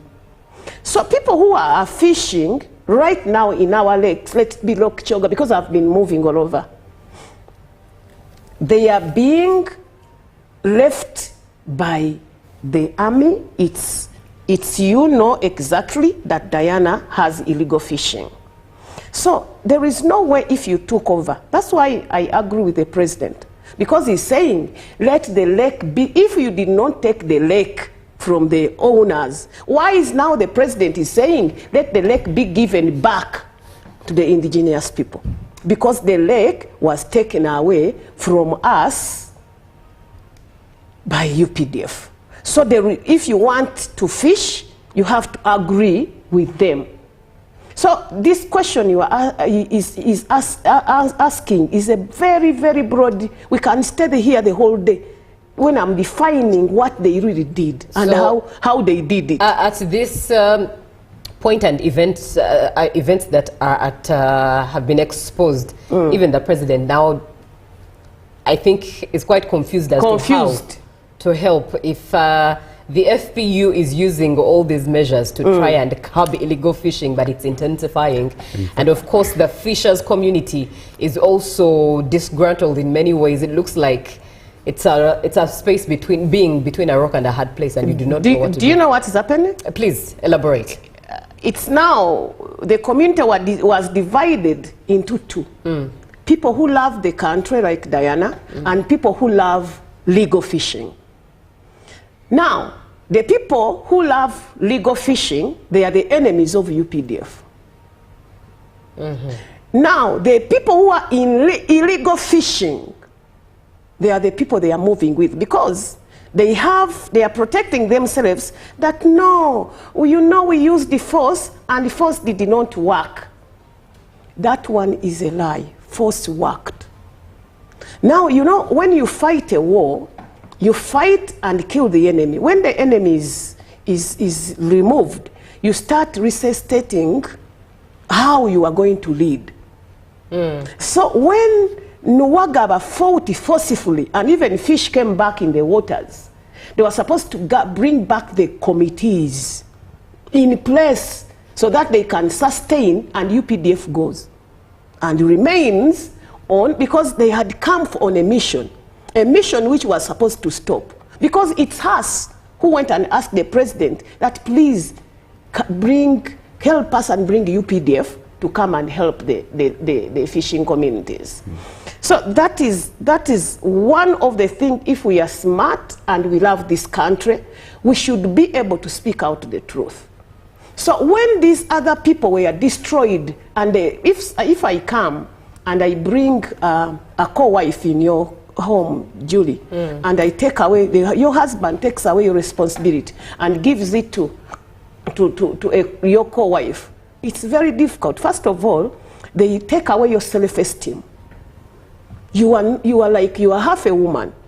So that's what is happening to the owners of the lake. They were all scared. Because for us as princess from Mamba clan, the original Baganda, you find that all the water bodies are ours. We are the Bataka there. My brothers, who are now taking care of those homes, they used to fight. But now you find my cousins and brothers looking. You say, please, the lake. They say, no. No, it's now the UPDF. So I think, I love Afande Ndifula for one thing. He's calm. You can speak to him. We can go back to a drawing board and we say, where did we go wrong? Because of the system, evaluating the system. The system are not working. And why are they not working? Is there something we can do which we've not done? And we sit on a table. And I'm telling the president, if they involve us, we can tell, as Barunyanja, we can tell you how our great-grandparents used to preserve the lake. Right, 0709602592. It's the number that you should engage, just to give you a little bit of statistics when it comes to how much the fishing industry contributes to Uganda's economy. It's the second largest foreign exchange earner after coffee in Uganda, and it contributes about 2.5 to 3% to Uganda's gross domestic product. And indeed, the sector also is a major source of employment in Uganda, supporting approximately about 700,000 to 1.5 million livelihoods in Uganda. So when we speak about fishing and the issue of illegal fishing on Lake Victoria, it means that it's that big of an impact for Uganda's economy in every woven detail. Now, just to get a few of the comments that are coming through. Good morning, UBC. I'm watching from Atiak Palace in Zombo district. I want to ask the FPU officer, why are they distributing, why are they disturbing fellow Ugandans with the right fishing net, especially in the Lake Albert Pakwach? And you say, usisumbwa sisi wanaichi. All right, Afande, over to you. Okay. Before answering that person, maybe there is something I want to remind the viewer. That UPDF coming on water, yes, we came to fight illegal fishing. But there was other challenges. There was rampant accident on the lake because of those small boats. There was stealing of boat engine and nets all over the lakes, Choga, Albert. There was even the ADF threat, more special on Albert side, whereby those militia groups from DRC, they used to, up now once a while, they can enter Ugandan water, steal engine boat, fish, and even sometimes kill our fishermen. But since the FPU and even Marine UPDF were deployed, we are seeing now a decrease in accidents and even stealing and even those activities of ADF. So apart from the fighting irregularities, also we play that part. And on the issue, there is where we are saying like maybe His Excellency is confused on the issue of lakes. I don't agree. His Excellency knows each and everything. Because for us, we do and we submit the monthly report. We report each and everything. And His Excellency has intelligence, which is enough to tell him what is on ground. And I agree with my sister on the teamwork. If possible, even they can bring back those BMUs, as long as they're organized. They will. You know, the challenge we have, there was BMUs, but how they ended, it was also another story. They reached time of stopping them because they were losing the track. You are supposed to do this, then you end up doing other work until they say no, BMUs first stop. And I can agree with you, Sister Diana, UPDF, we cannot work in isolation. Thank you. Without the fishers. This is intelligence operation. Madam Jury, you cannot arrest a fisher when you don't have a contact that side. Because they go ahead and even they deploy their fellow fishers to come near the barracks so that they can be observing the activities you are doing. The moment you are setting up to enter the water, they will start calling each and everyone. They are coming. Then they will disappear. When you withdraw, they enter. And We still have a challenge. The lake is congested. The number is too big. Wow. The boats are too many. If you talk about boats being too many, when we hosted Mr. Joshua Muchibi, in fact, Diana too was here, they did cite the problem of foreigners being allowed. Very many. Foreigner, the issue of the foreigners, the law says someone who is allowed to do fishing on Ugandan water, you must be a Ugandan. You must have a license that allows you to do it. Now, who gives those so-called foreigners the license? Because my work as FPU, the moment I find Julie on the water, do you have a recommendable boat? Yes. Do you have a license? Yes. Then you're allowed. Who allows them? Those you call the foreigners. So you cannot blame, maybe, we don't want to carry other people's blame. Who is responsible for that? So who's responsible indeed for having foreigners come? These people that are from other countries, but one of the things I remember that was said on that particular show, because I hosted both Mr. Muchiri and Diana, they cited the fact that foreigners come to Uganda and many of them have national IDs, Ugandan national IDs. Then that's not a foreigner, it's a Ugandan.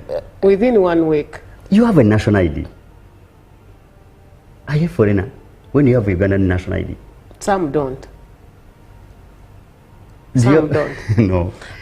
Huh? All right, let me look at more of the comments coming in. Now we're about to bring this conversation to a close, so let me read. Maybe the quick one. Yes, please. Yes, please, Afandi. The challenge we have, like we FPU, we can serve individual interest, and we serve the national interest, and even the East African community interest.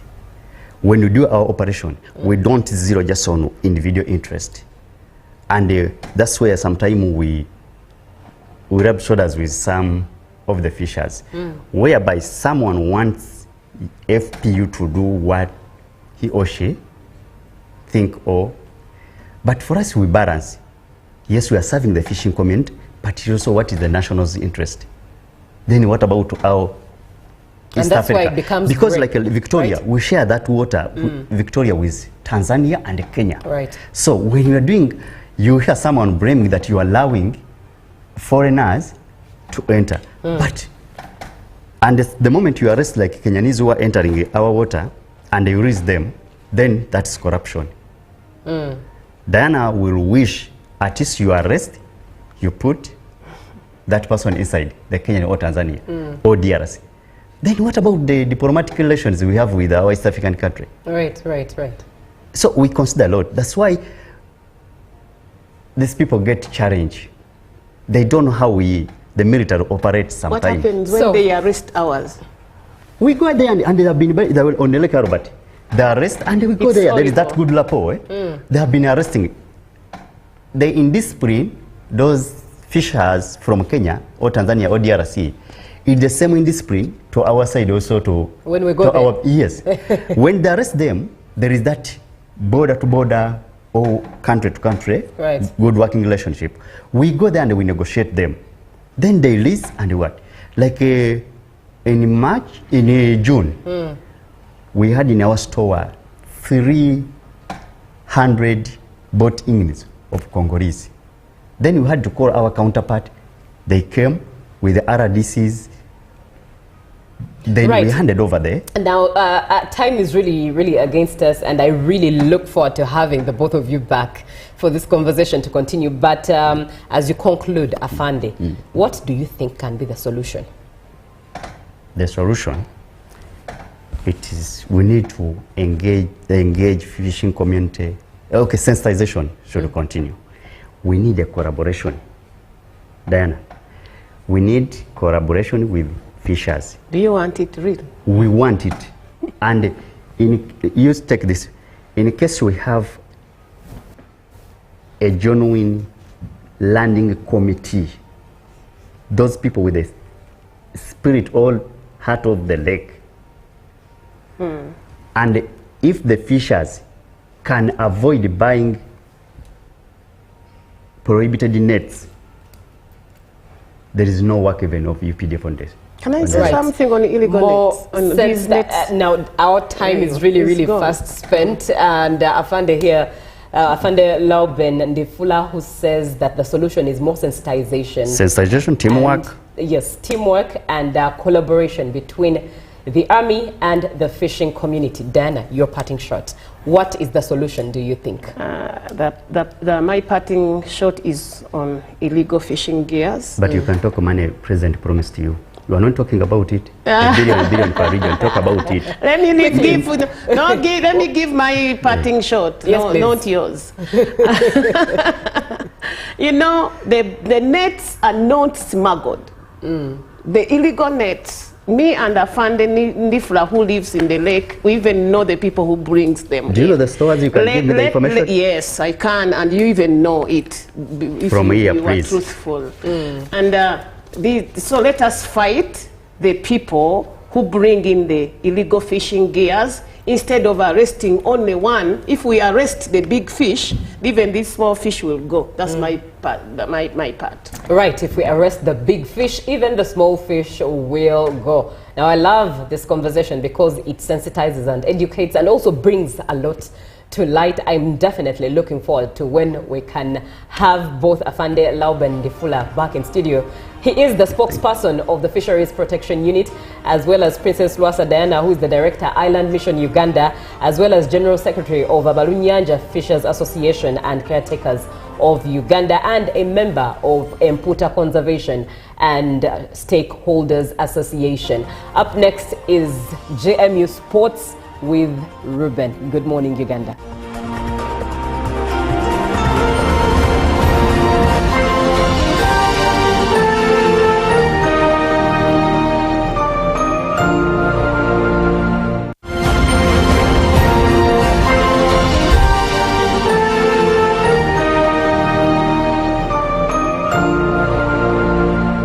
Taxation is a bit complicated, and the only way to demystify it and make it as easy to understand and to comply with is through engagement. Is there a limit to the number of cars a returning citizen is bringing into Uganda? Who has paid the excise duty on this water is not the supermarket which has sold you this bottle at 1,000. It's not the business. It is the man who is going to drink this water. We strongly believe that it will only be through such constructive engagement that we'll be able to broaden our tax base and build our country together. Buza Kamiso now. Now you can get direct answers. Send your tax-related questions via WhatsApp or SMS to 0790-141-887 and the Commissioner General of URA, John Musinguzi, will personally address them. Tune in to UBC News Tonight every Monday and Wednesday for expert insights and clear explanations. Buza Commissioner. Exercise can't be sustained. Eating can't be stopped. It's even harder to lose weight. Come and give it a try. Ginshikang L-carnitine chromium capsules. Plant extract, scientific ratio. Take 3 capsules each time. The active ingredient accelerates fat burning.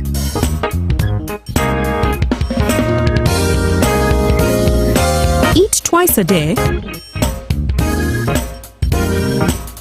Don't take a detour. Weight loss starts now.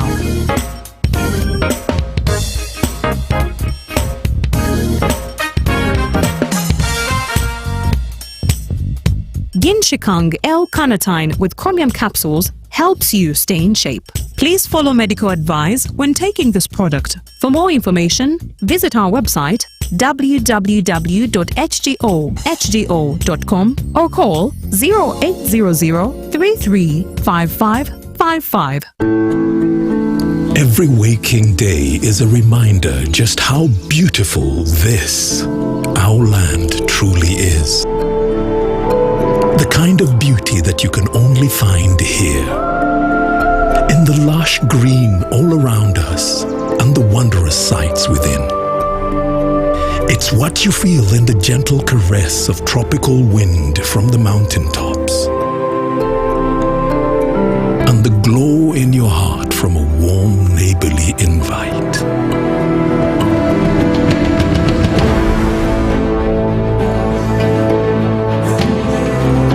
It's in the distinct aroma of our cooking to the taste of food that takes you on a journey. In the sound of homecoming and the sound of Mother Earth. In the magnificence we find on our travels and the exciting moments we experience. Ours is the kind of beauty that comes in all things big and small. All we have to do is awaken our senses and truly enjoy what's uniquely ours.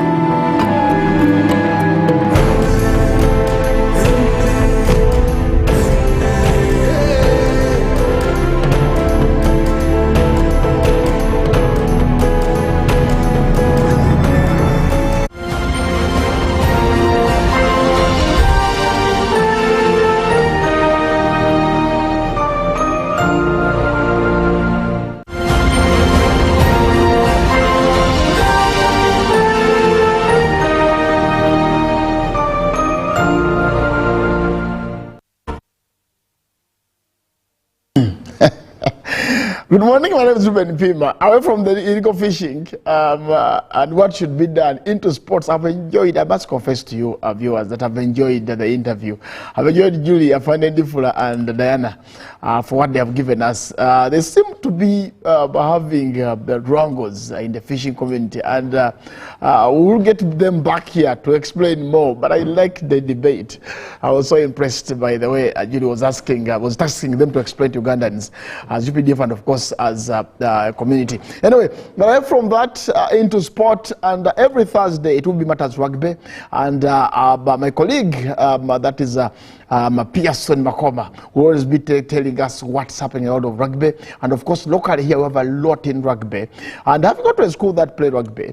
There was no way I could fail to have rugby. For those, I was at Kings Park a couple of weeks ago, and I did have a conversation with him, and we did agree that rugby is a sport that needs a platform, and indeed I'm happy to have been joined by you, Pearson, to talk about us rugby. How have you been? I've been well, Ruben, thank you. Hope you're good, and yeah, we're good to go with the rugby discussions. I'm not complaining, yeah. I guess, and believe that I am fine, I'm well. Yes. But before we go into Matters Rugby, yeah. How is family? How have you been? Family is good. We're all good. It's been a long break, no see, and also, yeah, to the viewers of UBC and the entire globe, yeah, it's been a long while without interacting with you. The last I was here is when we were preparing for the Gorilla Sevens in Kabale, and I can say Uganda is glued to rugby, and yeah, we are good to go. Wow. Yeah, sure. Wow. Okay, the Rugby Cup returns. That's the 2025 Rugby Cup returns, and Pearson Makoma is here to take us through. Before we go into this Rugby Cup returning, we had our team was engaged in so many activities. Yeah. Share with us what transpired. Well, the Uganda Rugby Union had a couple of teams travel down to, that is Kenya, at Nyayo Stadium, and we had the Safari Sevens happening for this maiden edition. Of course, sad news came in as one of the coaches passed on into the tournament. That's the Belgium coach. Of course, Uganda did all the wonders, beating Belgium at the semi-finals, and of course, the coach was lost in there. The coach that we lost was Williams, who is also a former coach in the circles of Africa, and of course now had been a coach in Belgium, and may he so rest in peace, having lost him. And at this moment, yeah, we talked matters about Uganda Rugby. Uganda Rugby was able to field 5 teams. In there we had 2 female teams and 3 male teams. That is 1 local club, that's our Walikwa Barbarians, and then we had the Uganda Rugby Sevens, male, that is the Sevens boys team, and also the women's team, and again we had the age grade side fielding 2 of them. That's the under 17 girls and under 17 boys. And of course, Uganda able to take gold. That's the maiden trophy. That's for the boys. And then falling short to bronze, the 3rd place for the under 17 girls. And then falling short for the senior rugby cranes. That's the 7s team. Of course, the rugby 7s, we understand that Coach Sol Batonyango had to throw in the towel after a decade of service, having won us 4 Rugby Africa Championships, and also playing 6 finals in the 10 years across, and also presenting us to the world rugby continent, playing 2 World Cups back-to-back consistently. That is in San Francisco, then South Africa, and also another bid to return back soon. So the boys were new, of course, offloading different faces, bringing in new ones, and also a player of a different coach, that is Alan Otim. And of course, Uganda having going in that way, we expected not much from the team, having dropped off various veteran faces, the Michael Koraches, Ian Munyanis, the Chisigas, Ayeras, everyone was offloaded. But of course, it is way back that we never had a pool of players to tap into. And given the space right now, Uganda has those that you need to try out, and the best stage has always going to be Safari Sevens and any invitational tournament. So Uganda fielding 5 teams was a good one to see how our players can be, and especially in the space where they've been fit across the 7 visits or the 7 stoppages of rugby across the whole country for the 7 series. And just was the best way to close it off, and returning back to see what the drawing board can be in return for the next series. But I'm certain that 12th and 14th, somewhere around there in November, the Uganda Rugby Lady Cranes shall be returning in the same spot to play in the Rugby Africa Games. So in that same space, the Uganda Rugby Union, I believe, will go down to the drawing board to plan on for how these teams can go on better, and also Uganda will be stepping forward for the World Olympic Games that are coming up in Angola. And Uganda will be fielding 2 teams. That's the age grade side, the under 17s. So it's the best way to prepare them, having won gold under the hands of Coach Sky, and that's Peter Ocholo, commonly known to many at Chadondo. I love the fact that you gave us an in-depth analysis of the rugby cranes, and of course what they have achieved. And I'll go back to the experience that the players were dropped. I mean, Walkos is a good player. You can run away from the fact that maybe he's aging, maybe he's this, but for the young ones to come through the team, you've got to have the experience around them. So the coach deciding to let Ayala, Walkos and others leave, I think that was a mistake. To me, it's a mistake. We've got to have the experience. Well, you might be right, but of course, to the players also, they have got other engagements, that's work commitments, family, and also giving space to others. Then the coaches might be able to spot out the other players that can blend into their systems of play. And technically, the only way you've got to give these players is the confidence to play on such an international stage. And Ruben, trust me, if you don't give these players confidence, we see stage fright when it comes to players on the international stage. So the best way is to give them the deeper end to navigate through and see how they can get through out of it. So the best way was using Safari Sevens as an edge to come and underscore them, and then rate off those that you might need in the bigger campaigns, and those you believe can stay in the cohort of development. Away from that, let's go back into the Rugby Cup. You said it returns, and of course we know that the teams are ready, the players are ready. The fixtures that will be eye-catching. What have you picked out so far in terms of fixtures, in terms of rivalry? You and I watched the game at Kings Park, and I love the crowd where they're geared up. Michael Sefman normally says that rugby is there's a way he calls rugby, if I can quote him, it says rugby is a chaotic game, according to him. And for you, it's a game that you love, that you've grown watching, that you've grown officiating, that you've grown enjoying. So is it a game of chaos, or it's a game of professionals?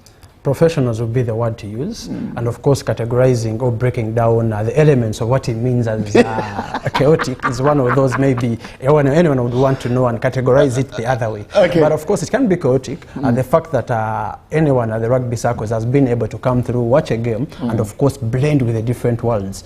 You can't be able to dine and rub shoulders with the corporate world, the students, the workforces, and anyone that is upcoming in their careers. Yeah. So meaning that while we talk about it being the other word I wouldn't want to use, chaotic in that sense, but of course on the pitch might be actually vigorous and flexing a lot of the muscles, but I believe it's a game that is physical, yes, but at the end of the day it builds lots of values, and sportsmanship is one of those that is championed across the divides. And when it comes to the same game of rugby, it's where you actually in soccer I see a lot of handshaking pre-game, but of course later on the mathematics is different. Others don't even want to look at themselves. But in rugby actually you may not have a handshake in the start, but trust me, even the bonding, having a team prayer itself, having a drink, having a dinner, and also you find a team or rather a player somewhere in his workspace inviting someone to come and take up a slot at a working zone.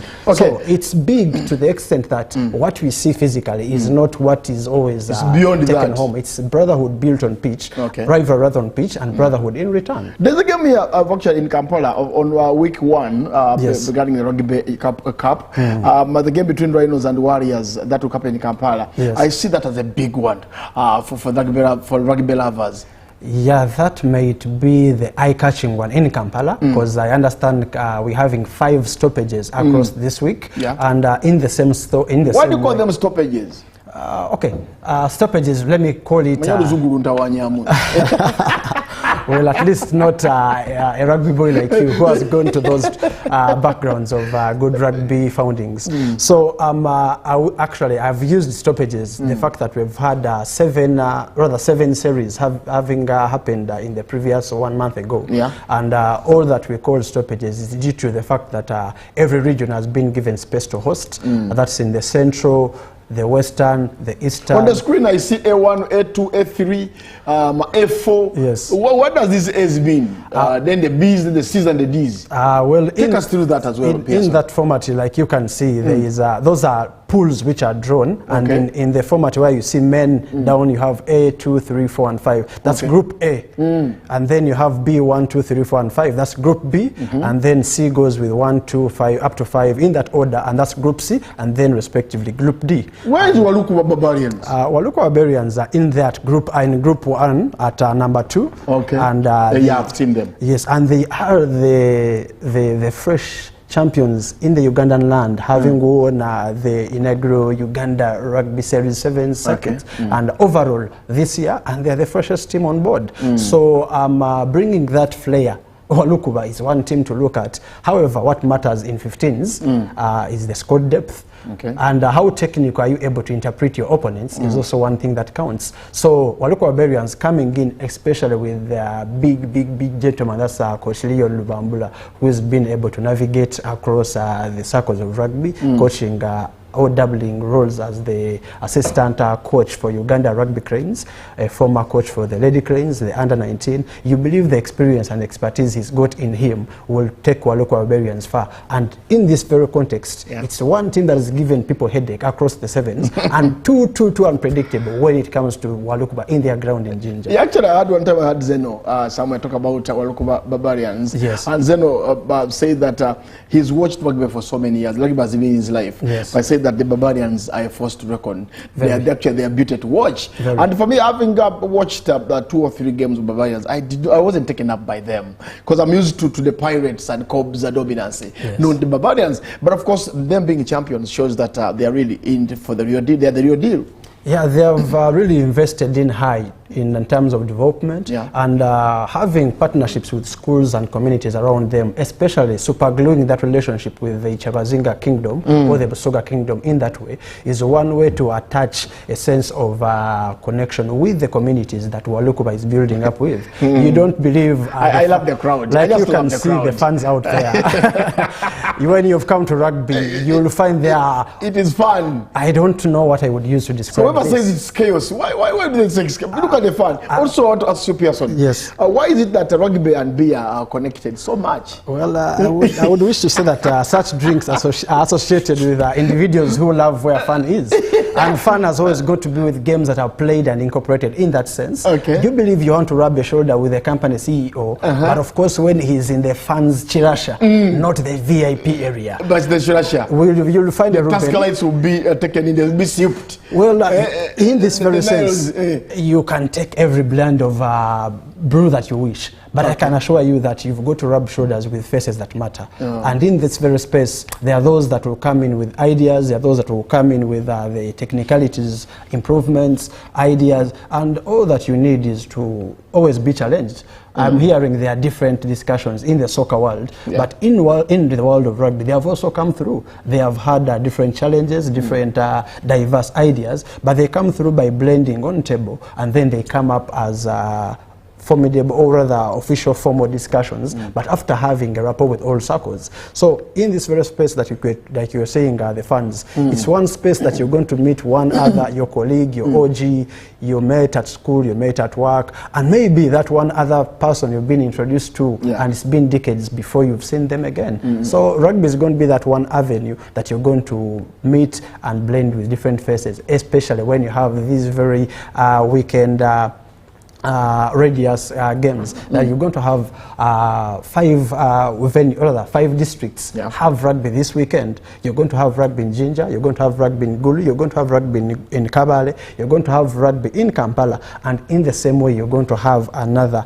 happening in the university. We have the University League Sevens also happening on Sunday in the next morning. It's a whole of activity, a hive of activity for the weekend, and rugby being fronted for both male and female for the weekend will also will be so great for those who might have rather missed out on the action on Saturday, but returned back after church to watch some rugby at Makerere for the university side. And I believe, Ruben, if it's not your university that has played rugby, if they are hosting, who wouldn't wish to go and support their alumni?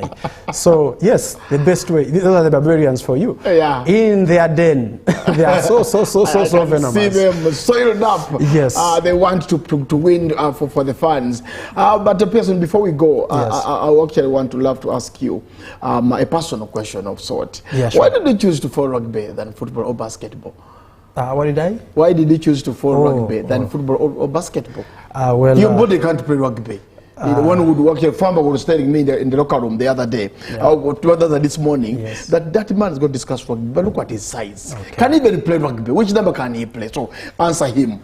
Maybe if he's familiar with the positions, he will be able to challenge anyone on the desk. But of course, the fact that there are various positions played in the game of rugby, you will always find your height and size advantage. And the technicalities come diverse in the same way when you come to play the game. When you've got your physique, there's a number you'll be destined for, and then you come in with speed, you'll also be destined for another position. How long you stay in the game determines what you're able to execute and play. So in this very sense, yes, I've played various sports or various games actually. From my primary days, I'm a product of the communities in Naguru. I've played some little bit of tennis, I've played some cricket, I've played soccer. Actually, I was a striker in my days. You score, where did you score? Did you score any goal? Striker? You score no goals? Well, and then I had to find myself in rugby due to the welcoming environment, and also a challenging world where you need to learn lots of things. And then there are different roles in there. I find myself associating with the world of officials. I find myself in the world of coaching, and also there are different waters to navigate across, and more opportunities come through when you rub shoulders with those that matter. Farmer, you've been answered. The man has answered you that not every big man plays rugby, and rugby has slots where your size can play. So Farmer is as short as you, Pearson. Well, we'll measure his height. He's 4'1" actually. He's 4'1". He'll play because everyone actually 4'2", 4'3" something. Ruben, to bring this, your old boy who is the current assistant rugby cranes captain. That's my good friend Conrad Wanyama. He's a gentleman who everyone had despised because of his height advantage. But the gentleman has that lion fight in him, and if you've met him, you would not be that one person that would despise him in defense and while in attack. So all those doesn't matter. Yeah, all those odds are defied. Size doesn't matter, you'll be able to play rugby. Yeah. That is if you're not old to play the game. Because we might talk about Famba here. Yes. He's actually our engineer here, one of the best we have had. Yes. But the age might not be on his side. Yes. If he wants to play rugby, yeah. I think his age cannot allow him to play again. So, he can be. Are there ball boys in rugby? Very much. Okay, so Famba can be a ball boy. Actually, that is a demeaning word in rugby. World Rugby defines them as ball managers. Ball managers. And they are not the normal usual people. So okay. there is a slot for him from the beginning. Yeah. Okay. Yes. Pearson, your final remarks as we go. Yeah, thank you, Ruben, and thank you, the Uganda audience, for welcoming rugby and embracing the rugby bench. Yeah. It will be a show that will be throwing in all the highlights, a 360, short as it might be, but of course giving you that radius of what rugby is all about. Yeah. And having these stoppages with the Chigezi Queens and Chigezi Silverbacks hosting the big names, the Pirates, and then Chambago hosting the Pirates, and then the Avengers moving down to Kabale, and who else? The fans are those that matter, and whoever wants to watch rugby, you will have all the 5 destinations for you: Kampala, Kabale, Mbale, Jinja, Gulu. I think when the jam gets you somewhere, you divert to where you deserve most. So the best way is come support rugby, let's grow together, and let's come together to develop sport in general. Wow. Yeah. Wow, I can't add much to what Pearson has said, and I want to thank you so much for coming through. Asante. Thank you so much for coming. And of course, every Thursday we shall be having rugby, and I'm pretty sure that Peter, or rather Pearson, Peter, why do I call you Peter? Would be able to take us through. But of course, I would love to catch one of the games over the weekend, and indeed I will. I love rugby, a game of rugby. I enjoy rugby, and indeed, and I know you out there, the rugby community enjoys rugby, and we'll be able to tell you who has won. When we return here next Thursday, we'll be telling you who is playing who and who won against who. All that will be coming up. But of course, I've got to go. Coming up is extra. That is Robert Chinavo and the team will be coming back to take you through matters of national importance. Good morning.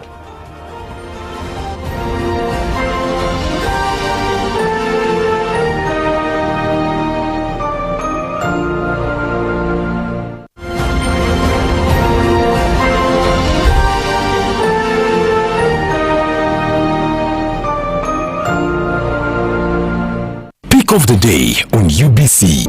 He expected me to die like within the first 2 years. Out of the blue, the child will get pains, especially in the wrists. And this happens commonly when children are starting to walk. Was brought to you by I'll call you every day, yeah, yo, baby, don't know. You can now get all the Chibuzi out with MTN voice bundles. Call all networks, Kubei Dondoro. Buy a 25-minute voice bundle for only 1,000, or buy any daily voice bundle of your choice. Dial *100 *21# and select daily, or use the MyMTN app. When we talk together, we are unstoppable.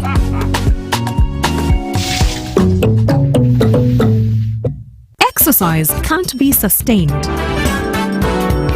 Eating can't be stopped. It's even harder to lose weight. Come and give it a try. Genshikang L-carnitine chromium capsules. Plant extract, scientific ratio. Take 3 capsules each time. The active ingredient accelerates fat burning.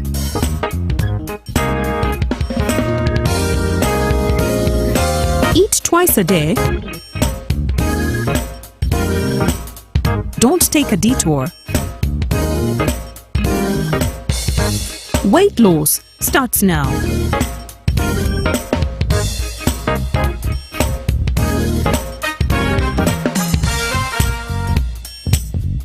Genshikang L-carnitine with chromium capsules helps you stay in shape. Please follow medical advice when taking this product. For more information, visit our website www.hgo.com or call 0800 335555. Taxation is a bit complicated, and the only way to demystify it and make it as easy to understand and to comply with is through engagement. Is there a limit to the number of cars a returning citizen is bringing into Uganda? Who has paid the excise duty on this?